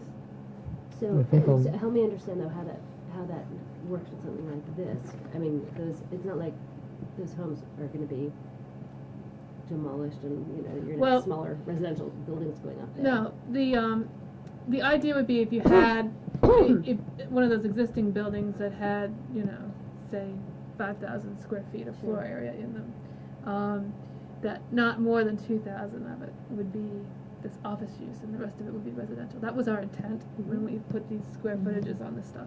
Okay. I think that that's one of the things that there's questions about, Right. There's that we need to talk about. Yeah. As in, we think it might not work out in Okay. some districts because of these are pretty The large homes. scale of the house. Yeah. Yeah. Mhm. Could Okay. you, could I you think quick, there's also, sorry. there's just also, I know from, the business that I'm in, like there is a shortage of, like residential style office, like Mhm. spaces. I know when I was looking to expand mine, I was looking for suites. There are no suites to rent in this town. So for businesses that want to expand that are not, that are appropriate to be in residential style buildings, there's a real, there's a lack of that kind of thing. So I am a little concerned about the 2,000 square foot, and, limitations, and, I have a personal stake in that also, but I think just particularly for the mixed use sort of thing, I just want to throw that out there as an issue on the sort of business, supporting businesses also in town. Well, that's professional expertise, and I think the board's happy to have you bring it. So. So, well, before we get to use, because that's where we're going Yeah. with, do we have anything else on Parks Place? I'm only just This area? a little bit curious about why one portion of the Catholic property is zoned, could propose to be zoned separately from the others. I'm just a little curious. I want to take up So we played with that line a couple of times. Oh, too. okay, And I'm sorry. trying to remember exactly why we drew the line where we did. It had to do with what you could do in the urban center and seeing that area redeveloped into the urban center. We had some issues. I don't remember exactly I what think they were. we weren't, I think we originally were gonna go mixed use here, and David, who's no longer with us. Right, push the line. Pushed the line out, I Yeah, think David. because of the drop from Terrace Street, Is- felt like Right. that you could get more, it. It is pretty steep, yeah. Steep in you could get more use of these properties without impacting Terrace Street properties. Right. So this, from here to here is precipitous drop, and that's your place, right, James? Yep, So this is a gas station right here in the corner, yep. and then there's the little Market. there's a little market. There's Leo Burrell's building in there too, Yeah. yeah. All right, that's right, in between, and then this Bad is River now. this is the Blacktop. This is Dead River. brand new Dead River. blacktop, and this is the Dead River building, with substantial yard and back for delivery trucks. And I think that part of David's argument was that he could envisage a time in the future when this was going to get redeveloped, and the argument was that it was more consistent with what lay to the south of it and across the road here. And there wouldn't be such an impact because it was dropped down from. That there was this sort of natural break, that this sort of that this change in elevation was a good natural break to have. By that Um, logic, wouldn't you want to fold the school building in there so that if it were someday vacated, you would have more uses available for that? It's a big parking lot with a big building. Well, maybe, but if you just go a little bit further east, Where the water pools? yeah, this house and Yes. this house are, you know, Those totally are- residential yeah, in those are character. houses. Yeah. Wait, was that the restaurant?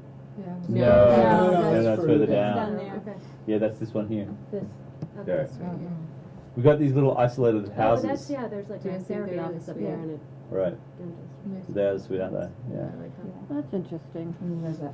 I mean, they're Yeah, residential. Just like in stuck character. in there, yeah. So it's one of those classic conflicts. It's like, do you try and push the residential and sort of wrap the residential around, or do you try and We need some more Push the urban office- over, We or need both? more office spaces too, I mean, well, Both you know, I needs, think yeah. it's both needs. Having walkable, you know, right.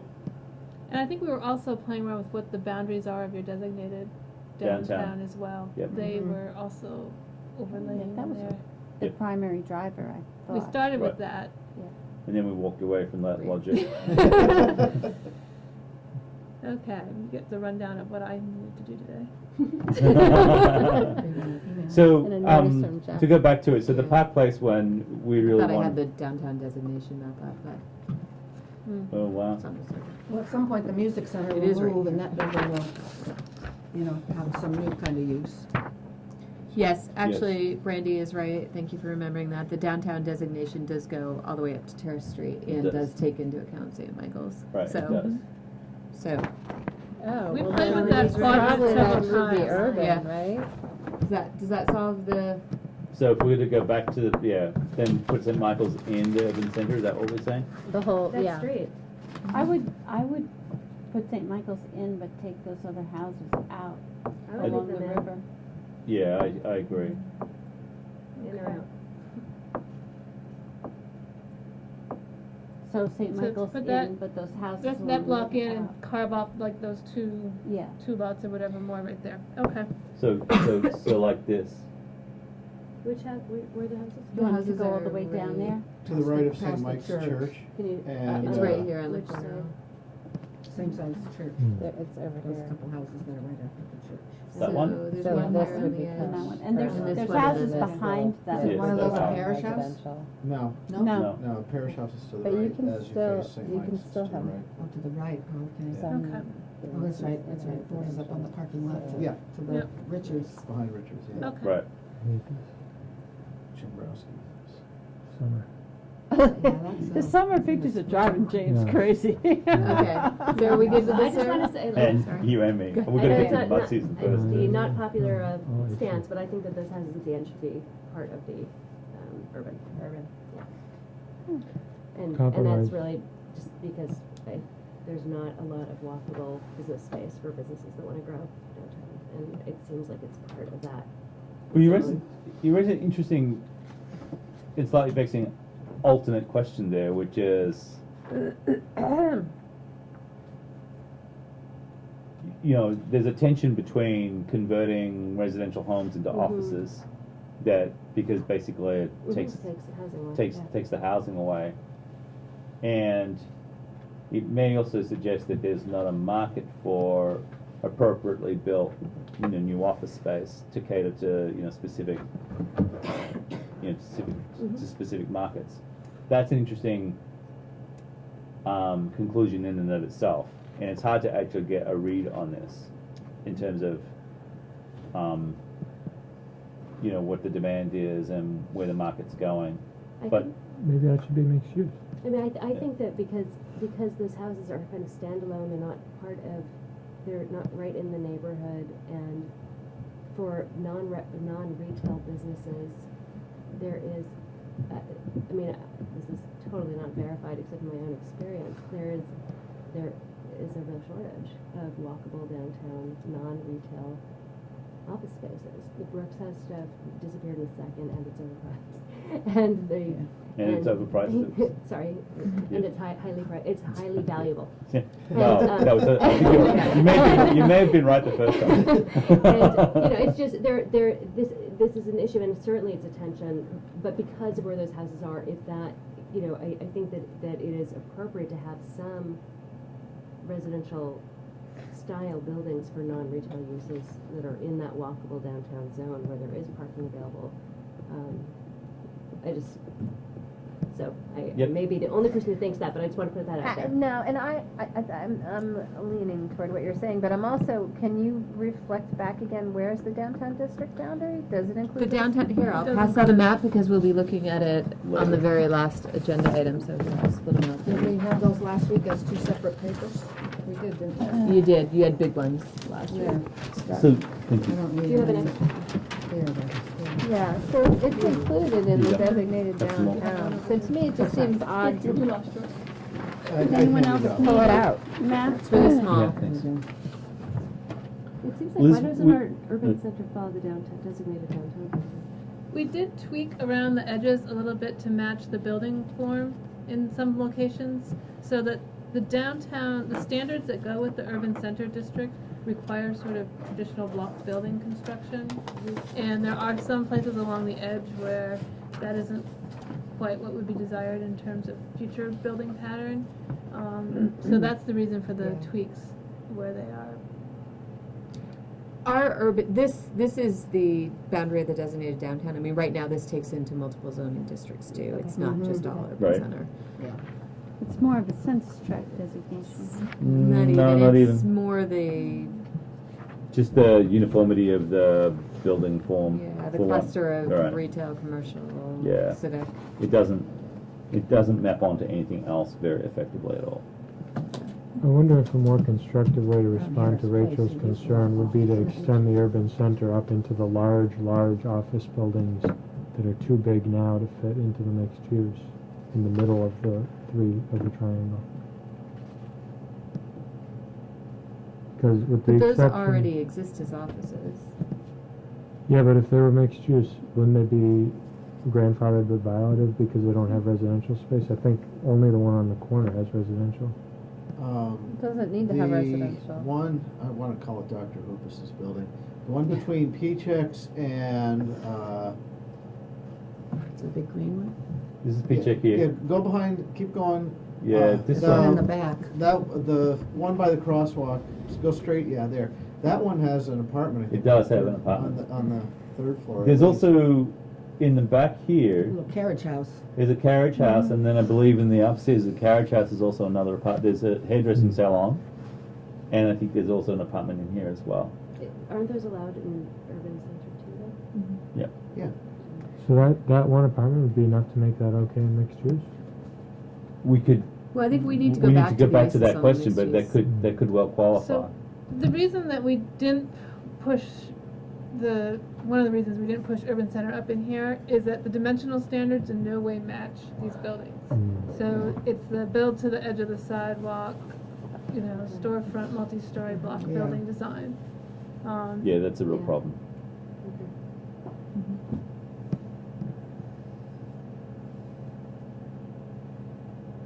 Now, an earlier point on a completely, it's not beyond the purview of the planning commission, but it's a completely different topic here. There was a proposal to incorporate this into the downtown, designated downtown area, which would then extend the availability of historic tax credits to preserve the buildings. Those are beautiful buildings. Yeah. I think it's a good idea. I think that's a good idea. Yep. I do too. It was. We could try for it in 2018. Yeah. you It hang on. was a It was kind just. of a last minute. It wasn't it wasn't a well approached process, and so. And it sounds nice to extend that benefit, but you're also extending Extending a the tax. downtown improvement district, so. it's Right, not so they'll start necessarily- paying taxes. that they're not paying now. Yeah. There's a search. Well, we don't want that.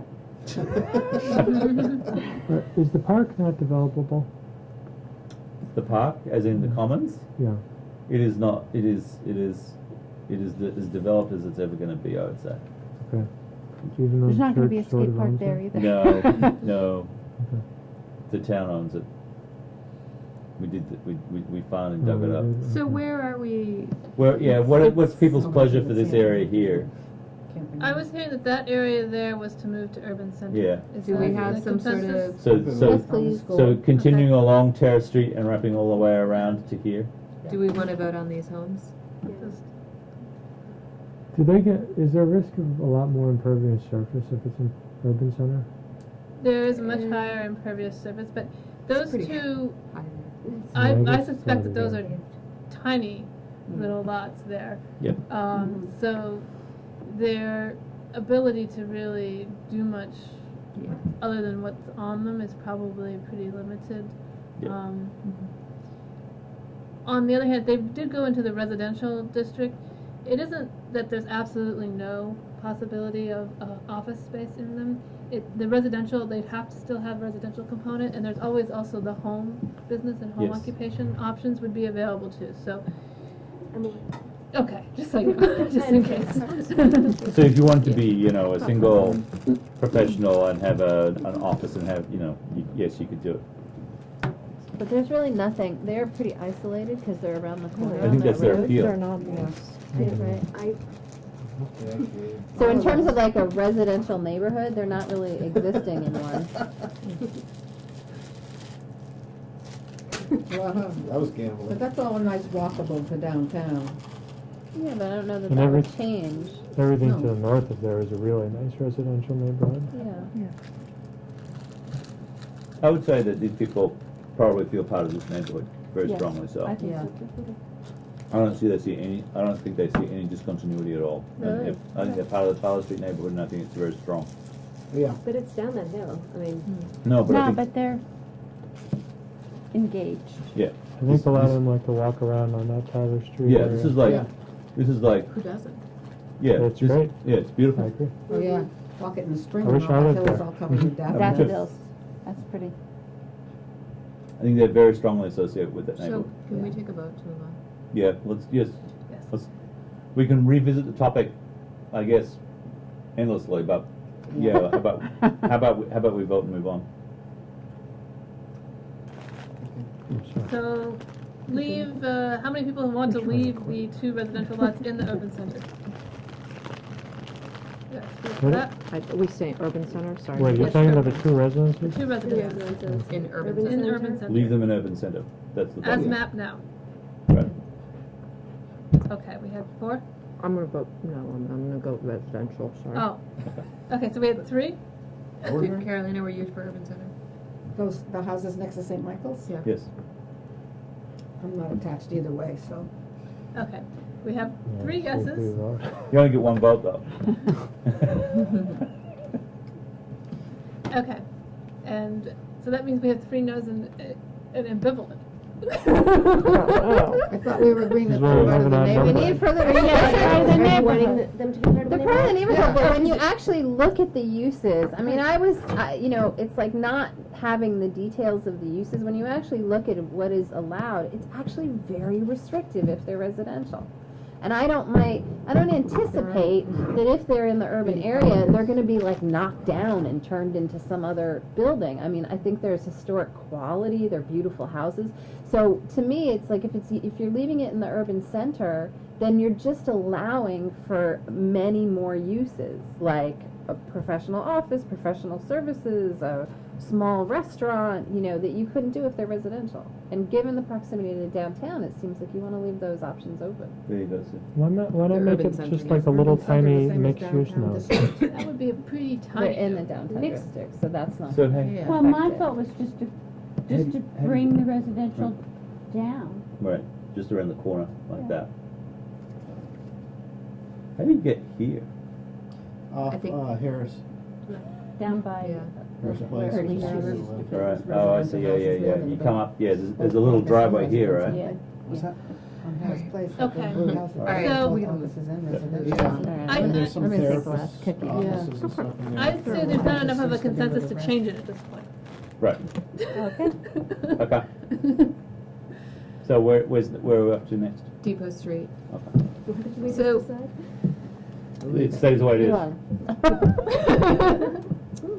So, Depot let's see, we are on Oh, right. Depot Street, Behind so the, this is 142, this is That's behind Marlboro Graduate Center.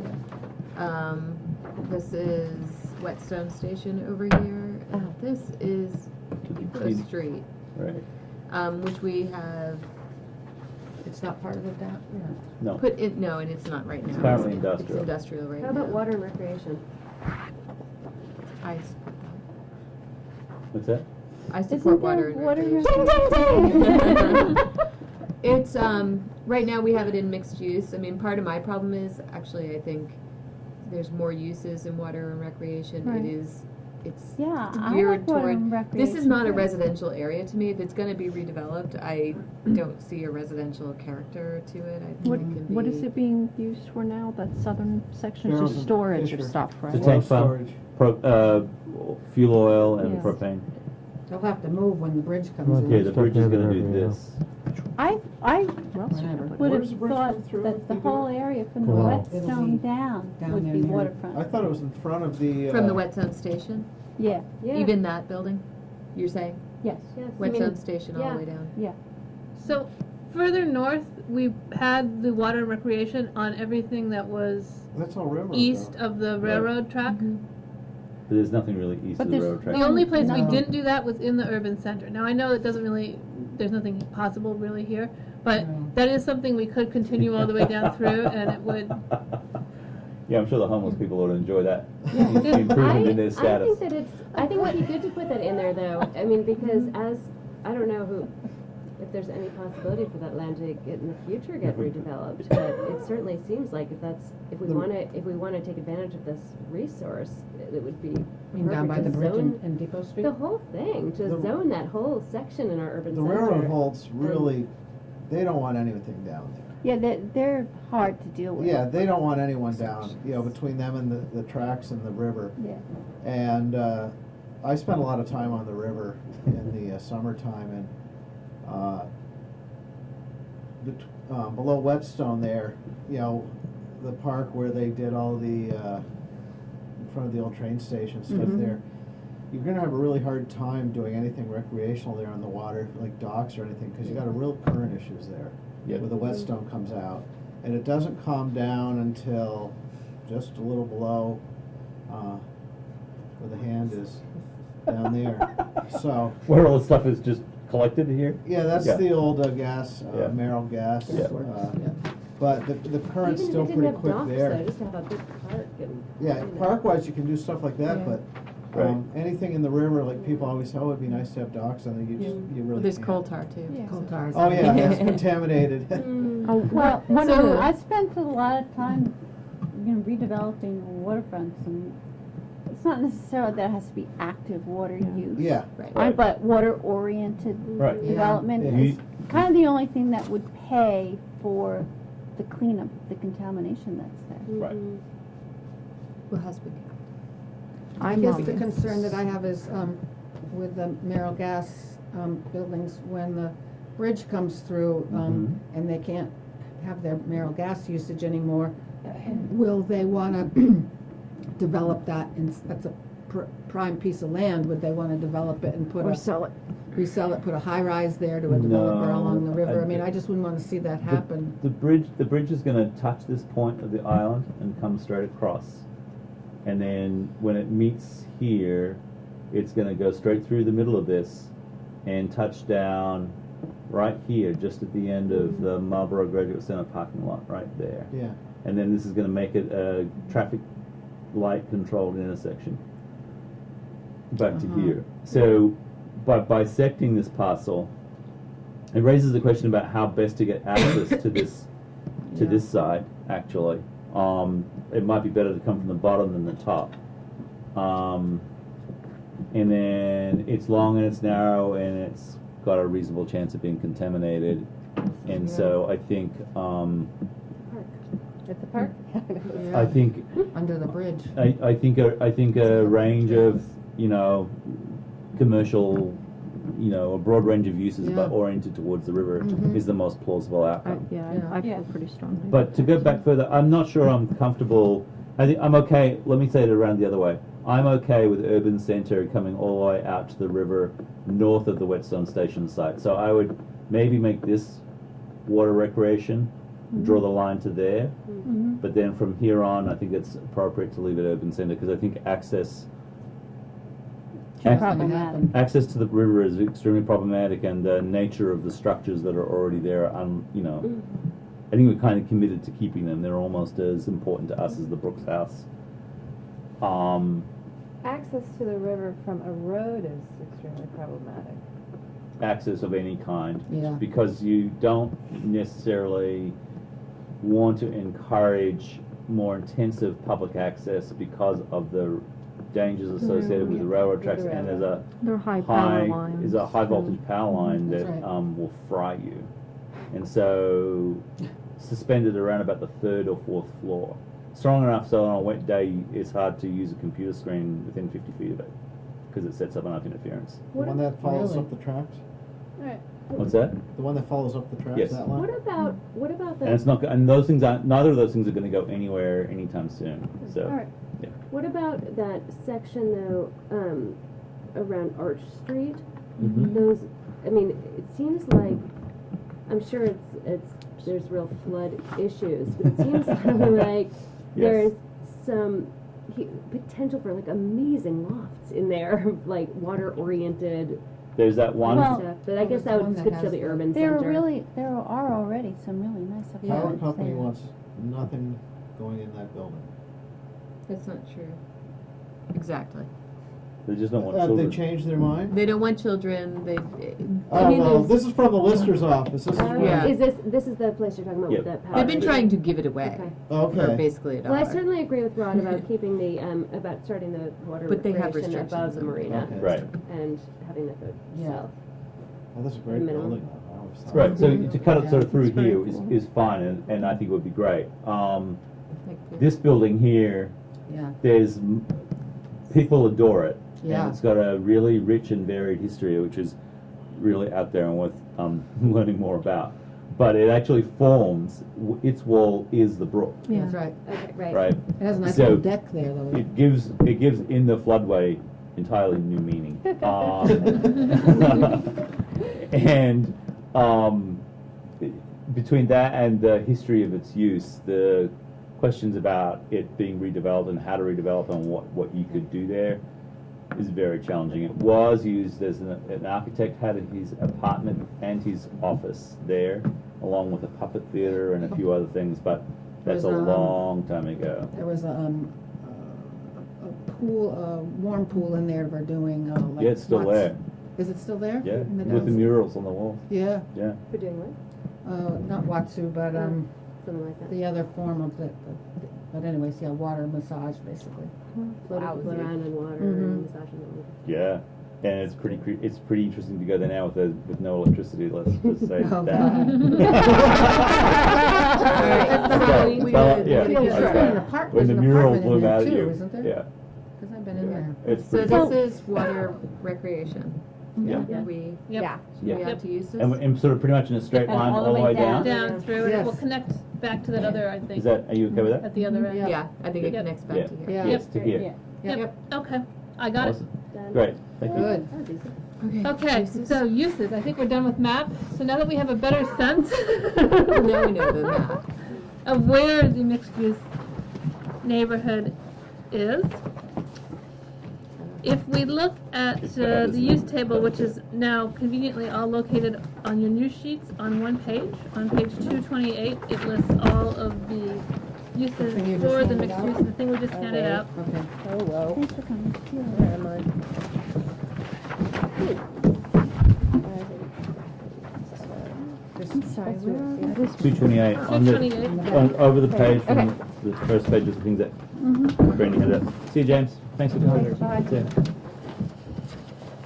So, we have as I see it, there's sort of two issues going on with this use table. One, we've already mentioned, which is the 2,000 square foot minimum, and the other is how many of these uses are conditional versus permitted.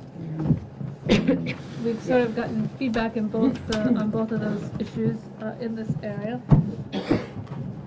So we've pulled out some of the more residential things. We've pulled out the area around Depot Street, so we have a more focused area that we're looking at for mixed use.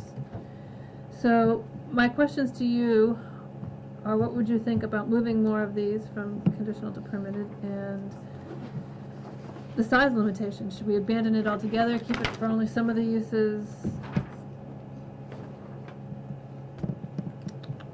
What's the thoughts out there? So I think that we have far too many conditional uses if the purpose of this zoning district is to have a mix of uses. So I think that we should think carefully about what are the impacts. One of the ones that's really jumped out at me is computer data center up to 2,000 square feet. Is there a story behind that one? Yeah, it sounds almost personal, doesn't it? It really does. Yeah. I mean, so we have the 2,000 square foot is one issue, which a number of the light industrial office use, the rental and leasing got that. The computer data center is one of the industrial uses. It's allowed in a number of the districts. I don't think 2,000 square feet is adequate for most office uses. And if we want it to be mixed use. And A lot of buildings are larger than Yeah, 2,000 square I- feet. I- I think that's a fair argument. yeah, I don't think that that's adequate. I mean, if you look at some of the existing Victorians, Mhm. they're often in the 3,000 square foot range. So depending on, you know, if you had an apartment in it too, maybe even 2,000 could be an office. But So why did we set this 2,000 benchmark? Because we set the footprint of the buildings at 4,000 square foot maximum. And the idea was to try to encourage it to be more residential, so probably like, you know, a third or a quarter commercial and the rest of it residential. Residential on top, I get it, Yep. okay. So that was our original vision, which is sort of what drove these numbers, and to also, I think we were thinking that these were gonna be residential neighborhoods and to keep the impacts of those businesses down, so they weren't gonna be major traffic generators. Because But it- traffic and parking was one issue that we did talk about in these areas of the And- issue. But at this point, We've carved out some of the more neighborhood we're kind areas. of more on the arterials than Mhm. we are. Yeah. Yep. So it's changed. yeah, And this Right. one was always kind of the tricky one. We kind of smushed a couple of districts. yeah, I think the pictures. To be picture's more different. transitional from Mhm. urban. Right. Yep. I mean, the related issue with the parking is in fact the amount of impervious surface and those kinds of issues as well. Mhm. So, kind of in rank order, the bigger the office size, the less residential activity is going to happen in existing buildings. And the more office space you have, the more parking demand you have on site. And the more parking demand you cater to on site, the more impervious surface you're going to have. And the content, you know, it goes on from there. So, which is not to say anything about whether 2,000 square feet is too big or too small, but that was I think that's the logic that we were following. So, I guess what I'm gonna sort of redirect it in a different way, which is if we move away from this, then do we have to reconsider the other controls that we have in place to ensure adequate control over the form of the neighborhood? And livability And for these livability uses for the- and residential Right, use I mean, as that's well. it, that's right. So the whole point about mixed use is that it's a combination of residential and other uses. And our experience with poorly executed mixed use developments has been that the quality of life for the residential residents is actually usually compromised by them being kind of afterthoughts. And so things such as basic as, do they have private stairways and stairwells accessing their homes if they're apartments above? Do they have to stare at a dumpster all day? Is there residential car parking mixed in with the daytime office use car parking? Is there a private yard space? Is there adequate landscaping? These are all questions that come up when you start talking about how to actually design appropriate mixed use. And so our experience has been that it's been pretty poor in the past. Is it mandated that these uses must also have a residential use with them? No. No. But it However, doesn't, even the close proximity. Raises many of Raises those it. questions. what we left in here as the trigger point is that the mixed-use floor area ratio is 2, and the non-residential floor area ratio, so if you went just with a commercial, no residential component, is 0.4. So, Can you just clarify what those mean? so that would be if you were building a new building, which obviously a lot of this is going to be rehabbing of existing buildings, but if you were building a new building, you could essentially, it would be nice if this was better, 5 times, right? You could get 5 times more building area if it was mixed use than if it was a Single single use. use So we talk commercial about that in building. terms of rehabbing though, since that's mostly what our. In terms of rehabbing the building, since we don't necessarily have a percentage requirement in here for the mixed use, you could, reuse it for the buildings for a use that's allowed, unless we leave the square footage limitations in which case, the building could only have so much square footage of. Is there any, I don't know if this is ever done in planning, but is there ever anything that says like, it can be mixed use up to like 30% commercial, and once it hits that 30%, no more businesses can come in, or anything like that? Does anything? Within a building or within a district? Within a district, like, or within a block, or, I mean, does that like create a whole new can of worms that's not even worth looking at? It's more Just if you- likely in a building. You can you definitely see that done in a building. Not in a district. Within a Okay. district, you do see some things that say you can't have more than Right.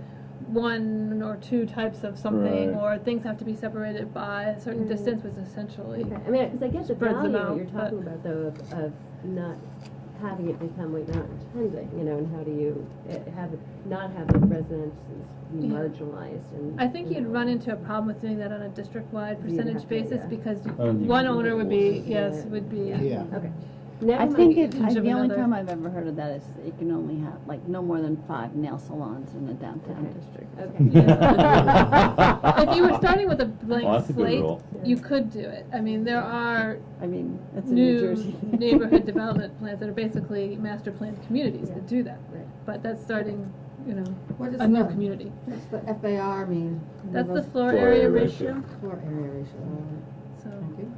So Well, so going Okay. back to the permitted uses and the conditional uses, then it seems to me that it's maybe better to have more conditional uses than permitted, because conditional is then requiring that there be some review process, right, for it to be Yes. okay. But I feel like between the building footprint and the floor area ratio, those are going to be controlling on what you can do.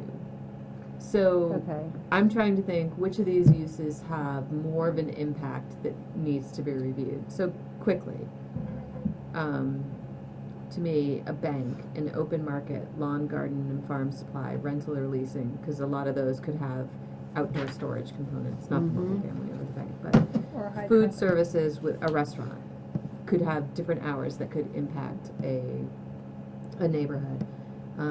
Government facility, office, or courthouse, maybe. It's got bigger parking demands, kind of a lot more traffic. Fitness, sports, gym, or athletic club, to me, it's hours.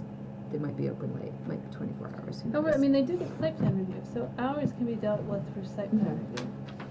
I would Public think of it safety from facility. traffic. There's parking Yeah, and traffic. public Right. safety facility, Yeah. a funeral home, and maybe road passenger and transit service. Like, those are the ones that I'm kind of looking at, like, okay, there's the traffic impact, maybe some others, But everything else maybe should be allowed to just be permitted, and then,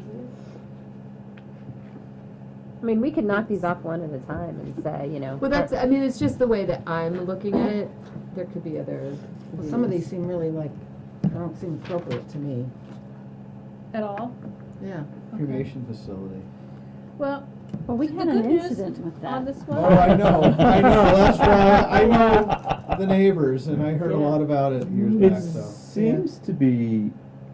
Something about when the fat hit the fire. Oh no no no no no no. So the good news is that these are now moving into funeral homes with like individual units, and you don't even know they're. Well, that So one they did. We seem to have resolved They're it. not really industrial anymore. Is the Right, we point. seem to have resolved it pretty well. I don't think it persists as an issue, that particular one. So, Okay. yeah. So it's not like we used to offer advice on what else they could do, but anyway, I think if we look at the conditional uses from the standpoint of the impacts that we would need to mitigate and establish that those mitigating steps are the only it would come through the conditional use criteria, Mm-hmm. then you end up with a much shorter list of conditional uses, roughly speaking. Seems reasonable. But so Like, that I wouldn't have a problem with library or art gallery being permitted uses. right. So traffic is the major thing Yeah. that you can look at through conditional use review that you're not going to be looking at from site plan Right. review standpoint. There's some others, but that's the major thing. So I would sort of think about looking at this list from a traffic generation point of view, and if it's not likely to be a high traffic generating use, then I think it could move up to permitted and be dealt with site plan review. Okay. Would you want to lead us through that list and? So maybe I we would think that all of these residential uses from multifamily dwelling through rooming and boarding house could all move up. could- Okay. We're going Including skilled nursing services? to, yeah, Good. we're going to be reworking office or bank based on the review of uses Sue and I did today. So consider this just bank at this point and not office. Right. If it's bank with no drive-through, I think that could potentially Go up. as well. Okay. Has that been taken out of the residential? Remember we had a comment about that? Not yet. I think Not it will be yet. taken care of because we're separating office and bank and Yep. dealing with it better. Okay, so the 2,000 square foot thing, is it an opportunity to try and resolve it at this point, or just leave that aside for now? I would say let's leave it aside Yeah. for now, and then we'll talk about whether we think any of Okay. them need a square footage. Okay. I actually think the open market shop one is a little more impacty because it's outdoors. Mm-hmm. Yeah. Impacty. Like it. Now, what if it's what if it's small? What if we impose a size limit on that? So in other words, if it's something like a neighborhood store or even a neighborhood open air market, pretty small. Seems like a very No, I positive think thing for those the two, neighborhood. the lawn and garden Yeah. center should I think you be leave it in conditional. conditional yeah. uses. Okay, all right, that's fine. The rental and leasing, we've talked about this one before, and in other places we've separated based on whether they require outdoor storage or not. Yep. And I think if we want to split it that way, we could do it that way, so that if it's all enclosed, then it can go up to permitted, and if it has outdoor storage, it should stay conditional. Right, and we typically Okay. what we're Yeah. thinking of when we're talking about rental or leasing is that it does usually involve some kind of outdoor storage. Right. Okay. What is services to business? Yeah, I was just wondering. Services to buildings or dwellings, this could be anything from cleaning services, landscaping services, pest control services, so that group of service uses. Do you want to again specify that if it's indoors? Because they might have equipment. Yeah, I would say that most of these are the types of businesses that would have some sort of like a van and an office type space, and that's probably, maybe a building where they store Yeah. chemicals or something. It's fine to have it conditional, because then it at least has to get reviewed and find out what the. Yeah, Right. that was all I see it as conditional. Okay. So then we have the restaurant use, I'd say that's a traffic one. Yep. Yeah. The food service contractor, that's something like, Catering? could be catering, it can also be like a commercial kitchen. Probably not hugely traffic generating. I would permit that. I'd permit it. I'd keep it conditional. I would keep it conditional. I would keep it conditional so it gets reviewed, because You that could get that out, could you It's could still get- gonna get site You plan. It could could get- be an exhaust fan and things like Yeah. that. Yeah, it and depends on owls. how big a, I think pet and animal sales or services should be permitted.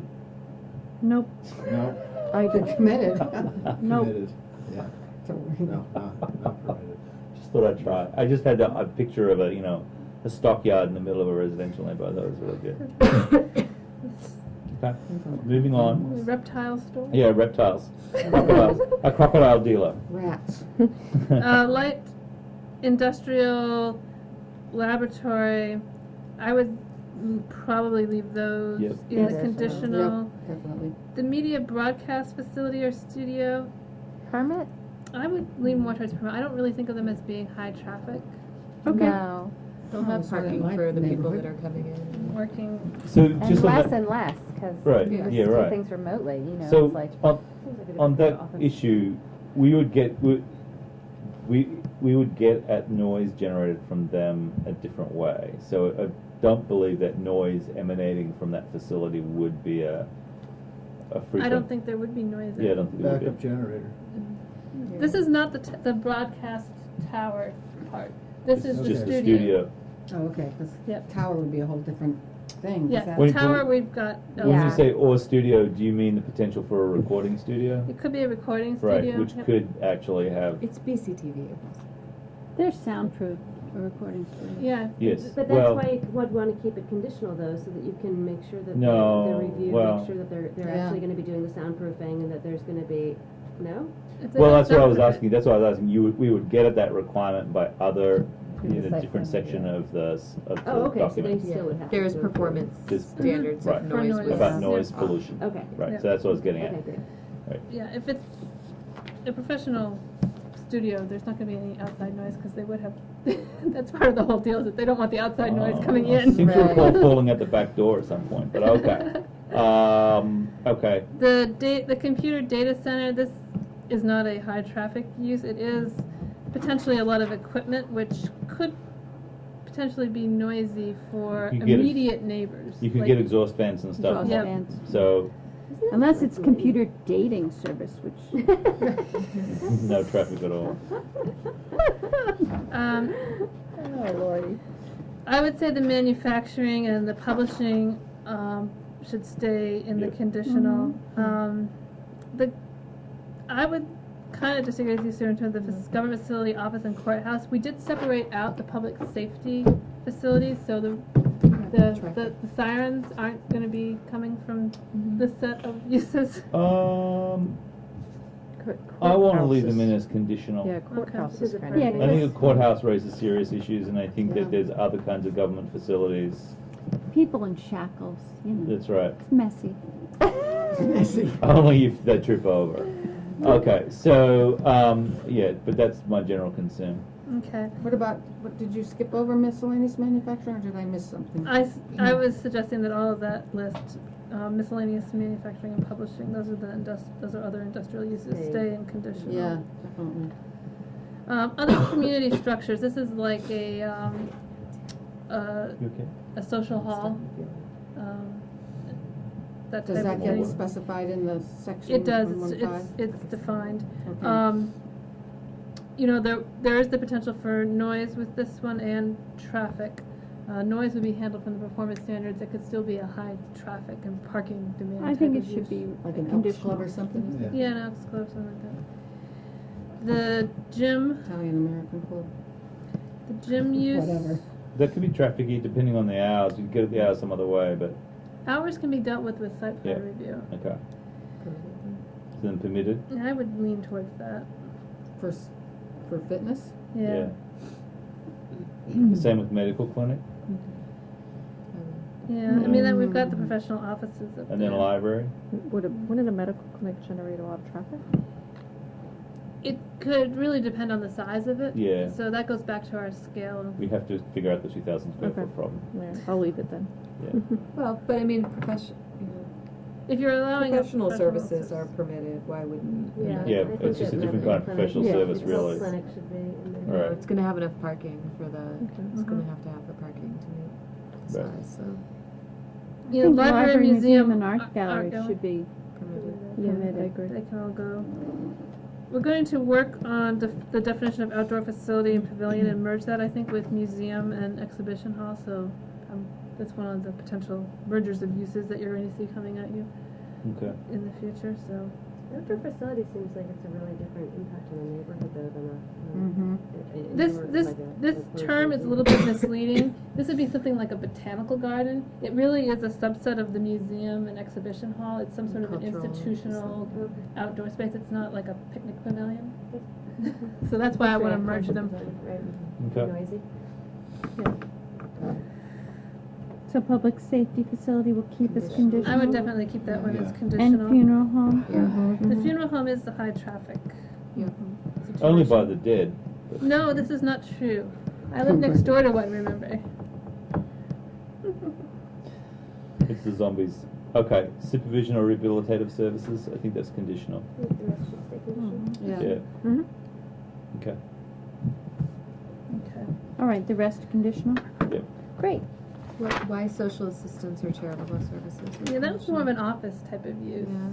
That is not going to have a residential component, whereas the supervision and rehabilitative would have a residential component. So I could go either way. Oh, you could, I still think that, that's something that, The community should be more aware yeah. of. Yeah, but site plan though, that still goes through site plan. Still gets heard before the development review board. All right, I'm game. For social assistance and yeah, supervision? no, of that, particularly if it's the office function that we're really addressing. I mean, we've just allowed congregate living, for instance, which is the other kind of thing that is, Yeah. you know, that's the kind Right. of thing that they run, and we put that in as permitted, so seems perverse to let them do congregate living and then actually get really uptight about the office at the front. Yeah.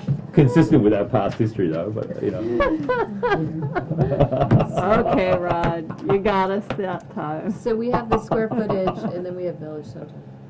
Yep. Right. So, yeah, Right. square footage. Brandy has a long drive, so. Yep. Okay. Yep, Yeah, so we're after wrapping up by 8, isn't it? 8:30. We're going to answer this square footage question. So, my sense from the discussion we had is that particularly the more office-oriented uses, the 2,000 square feet doesn't make any sense. Does it make sense for things like the retail use that we have here, the shopper store? In my mind, that does a little bit more make Yeah, sense 'cause for you don't wanna those. make Yeah. it big. And 2,000 may still be too small. You may want to go up a little from 2,000, but it seems like there it kind of I agree. works. I think for office use, it's too small, but I think for retail. You could make it like 3 for the retail, and then, Maybe the same for a restaurant, yeah, so that we're Yeah. keeping them.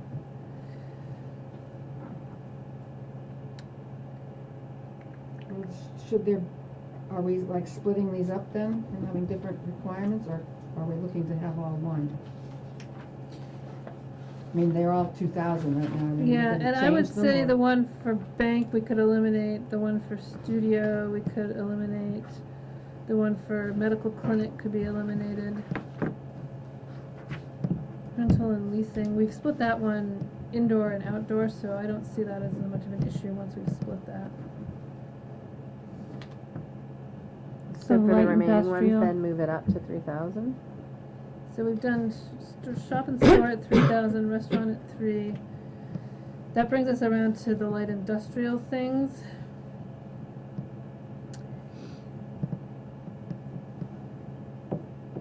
How big Given is the existing buildings, which is probably Everything. where the light industrial would go. How does light industrial deal with, or compare with miscellaneous manufacturing? What's So this? miscellaneous manufacturing is like handcrafting, Yeah, more like making some, you know, artisanal kind of stuff. So it should be pretty small. It should be smaller scale. We're going to work on that definition a little bit. Mhm. Whereas the light industrial, you know, is I would do the same as the retail for 3. me. I mean, I think 3,000. I guess I would express a preference to try and standardize as much Much as as practical possible. around a particular number. So maybe scratch it for the ones that are offices and professional services and clinics and things like that, and then keep it, if for the ones that are gonna keep it, bump it up to 3. But the maximum footprint period is 4,000, right? For a new building, and that's the other question, Okay. as to whether that needs to be bumped up at all. Did we talk about this, or did we say, were we talking about 6? I don't remember what we were talking about. At one point, I talked about 6, but I think, So 4 I mean, is a what lot we've of- got in the residential neighborhood. yeah, I think 4,000, I mean, I could spot check some areas, but, I mean, that's just the footprint. The footprint of have, 4,000 you know- gets you know, a That's a two-story, lot of that's space. a It's a pretty pretty big building. footprint, Yeah, and then you yeah, can get a that's- couple of stories. And how up to big 3. is the, what's the place on the bottom of Frost and Elm? Oh, cultural intrigue? Yeah, how I big is think that? that was Yeah, 12. Measure, yeah. zoom in, you can measure it. I wanna say that was 12-ish too. I think it was That would 12, because I sound looked about at right. that. There's the over there. Just, Should we do feet? yeah, do it in feet, we can guesstimate. Oh, that's cool. Hmm. Yeah, Wow. love So it. it's 160. 160. Wow, look at that, that's amazing. We have to hit clear, it's a little bit non-intuitive. There we Oops. go. Getting away from you. Oh, I did again. No, you're good. Oh. You're good, You're just drag good, it just go to the down. corner. By about 100. 16,000 square feet. 2,000. Wow. It's a But I little think less it's than less, that 'cause it's because it not a has a full- little cutout. It's got a little Yeah, cutout I for think the- it was like 12. Yeah. It's not 12, it's gonna be a little more than It's got to be more than 12. It's more like 13 something. This little chunk here, right? The very carefully Yeah. designed Well, my measuring. truck Yes. docking station. Mhm. What I do think you call that's the rural farm designed entryway. it? What it is the workaround of the special flood hazard area. Yeah. So, in the village center, we have a maximum footprint of 6,000 square feet, just so you can get a sense of where we are comparatively. In the the neighborhood center, we went to 12, and then residential neighborhoods 4, as well as this mixed-use neighborhood. So, this is in keeping with what the residential scale is. So that's, And what about in the urban center? we don't have a max. Ah. Or the service center. So the urban center is the parcels that are they're small. Just that'll be the feature The floor that area affects it. That seems fine. I mean, you know, well, we're gonna have to make some mistakes, and in 15 years we'll go, what the hell were we thinking? No, next year we'll have a list of things. We'll take 'em. It's not that big of a deal. Shouldn't Not take gonna wait 15 years until it has to be Don't replaced. be afraid of zoning. I don't know if you guys The more already you did this do at it, a previous meeting, did you already do the residential, No. the go through? We Okay. did not go Because I through was the wondering, I know residential. some of these numbers were the same in the residential, and I'm wondering if we'll save that for a future discussion about using those numbers across the board, or All right. So what do we settle on with this? Sorry.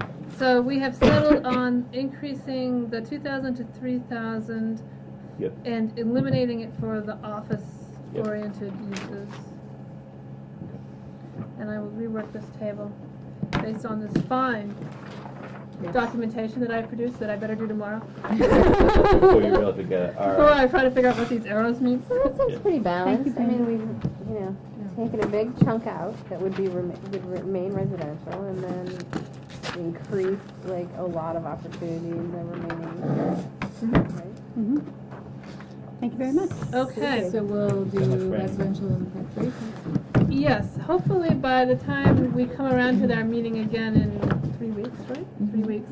I'm gonna have a clean layout draft for you that this is, these pages, 4 pages or so, your tantalizing treat of what that will look like.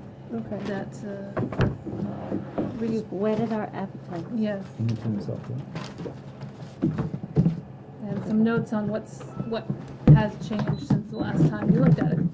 And so commissioners, before you leave, we have one more thing. Say that again? We have one more Yeah, thing. we have You one don't more get to go. action. Branson, but we're not. Brady's got to drive. Thank you. Yeah. Safe drive. Thank Have you. fun. Nice to meet you. See you in 3 weeks, yeah? A long list. Don't ask. It's Don't ask, don't let's tell. just to summarize it as interstate and not New Hampshire. Or Massachusetts. Or Massachusetts. Burlington. Connecticut might be Not closer. Canada.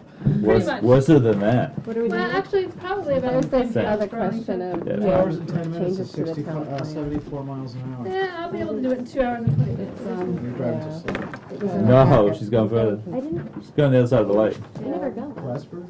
Port Henry, New York. I didn't. You didn't get this? I go there every year. And I'm a little confused about missing a page. Take my steamboat Okay, over there. I'll explain. I can Oh, explain. okay. Okay. There's two different chunks of it, right? I No, I'll had pass it the, out to everybody. Yeah, I had the rural I have to enterprise go. COD part, not I the can't other stay anyone. Sorry. Okay, so this is village center designation. See you later, Brandy. And good night, all. Good night. Safe home. Drive safely. And we talked about this at our last meeting, but now we need to actually decide and vote. Oh, okay. Yeah. Take it away, Is it gonna Sue. matter if I leave? So, Yes. Yes, can we do this in 5? It's not do it five. quickly. Okay, so it's pretty much the language you saw last week, with some edits to it. We're suggesting that we put it in the existing land use chapter of the town plan in the commercial district, under the discussion of commercial. And so what you see in the underline is where it would fit into existing text in the plan. So, that's 3 pages, and then you have a separate, the map I passed around, these shows the boundaries, that would also have to go into the town plan. And then the planning commission also needs to approve a report, which I wrote here, that gets sent to a lot of people, as part of the warning for the public hearing that we would have at our And the April report meeting. is telling people that this is going to be added to the town plan? Yes, and how it's compatible And with is the this the state same as goals. the bigger maps we got last week? Yes, it Okay. is. And so at this point, the planning commission would hold a public hearing at our April 2nd meeting, and then we would vote to send it on to the select board. And they would have to have 2 public hearings, so this is, And so does this need to be voted on tonight because it needs to be warned for 30 Yes. days? Yes, Right. correct. So, Yeah. do you need to give more of an overview of what this is for the members who weren't here Sure. last meeting? so this is village center designate, the state has a downtown program, and they offer a village center designation and a downtown designation. And those programs offer, there's a couple of benefits. The big one is your property income producing properties are eligible for tax credits. So if they're redeveloping their property, this can be substantial. In order to be a designated downtown or have a designated village center, your town plan needs to speak to that, and it needs to include a map. And the language has to say, what have the redevelopment efforts been? What are they going to be in the future? When we did our town plan in 2013, the state hadn't passed the legislation requiring it to be in the town plan, so we got it in, and now West Brattleboro Village Center designation is up for renewal this summer, and if we don't have the language, we can't reapply. Okay. So that's what this is all about. So we're opening up the town plan to put this in it so that West Brattleboro can be whole. Yeah. As a district. Is there anything controversial about this at all? I No, don't think so. It's sort of, it's a form of state planning bureaucracy that we just have to attend to. And we've had these designations for quite a long time. Right. Seems pretty uncomplicated. Yeah. Okay, so, Expensive. shall we vote? So I need a motion on the language and the report. So 2 separate motions, or just one motion combining? I think one is fine. Okay, so that it should reference both things.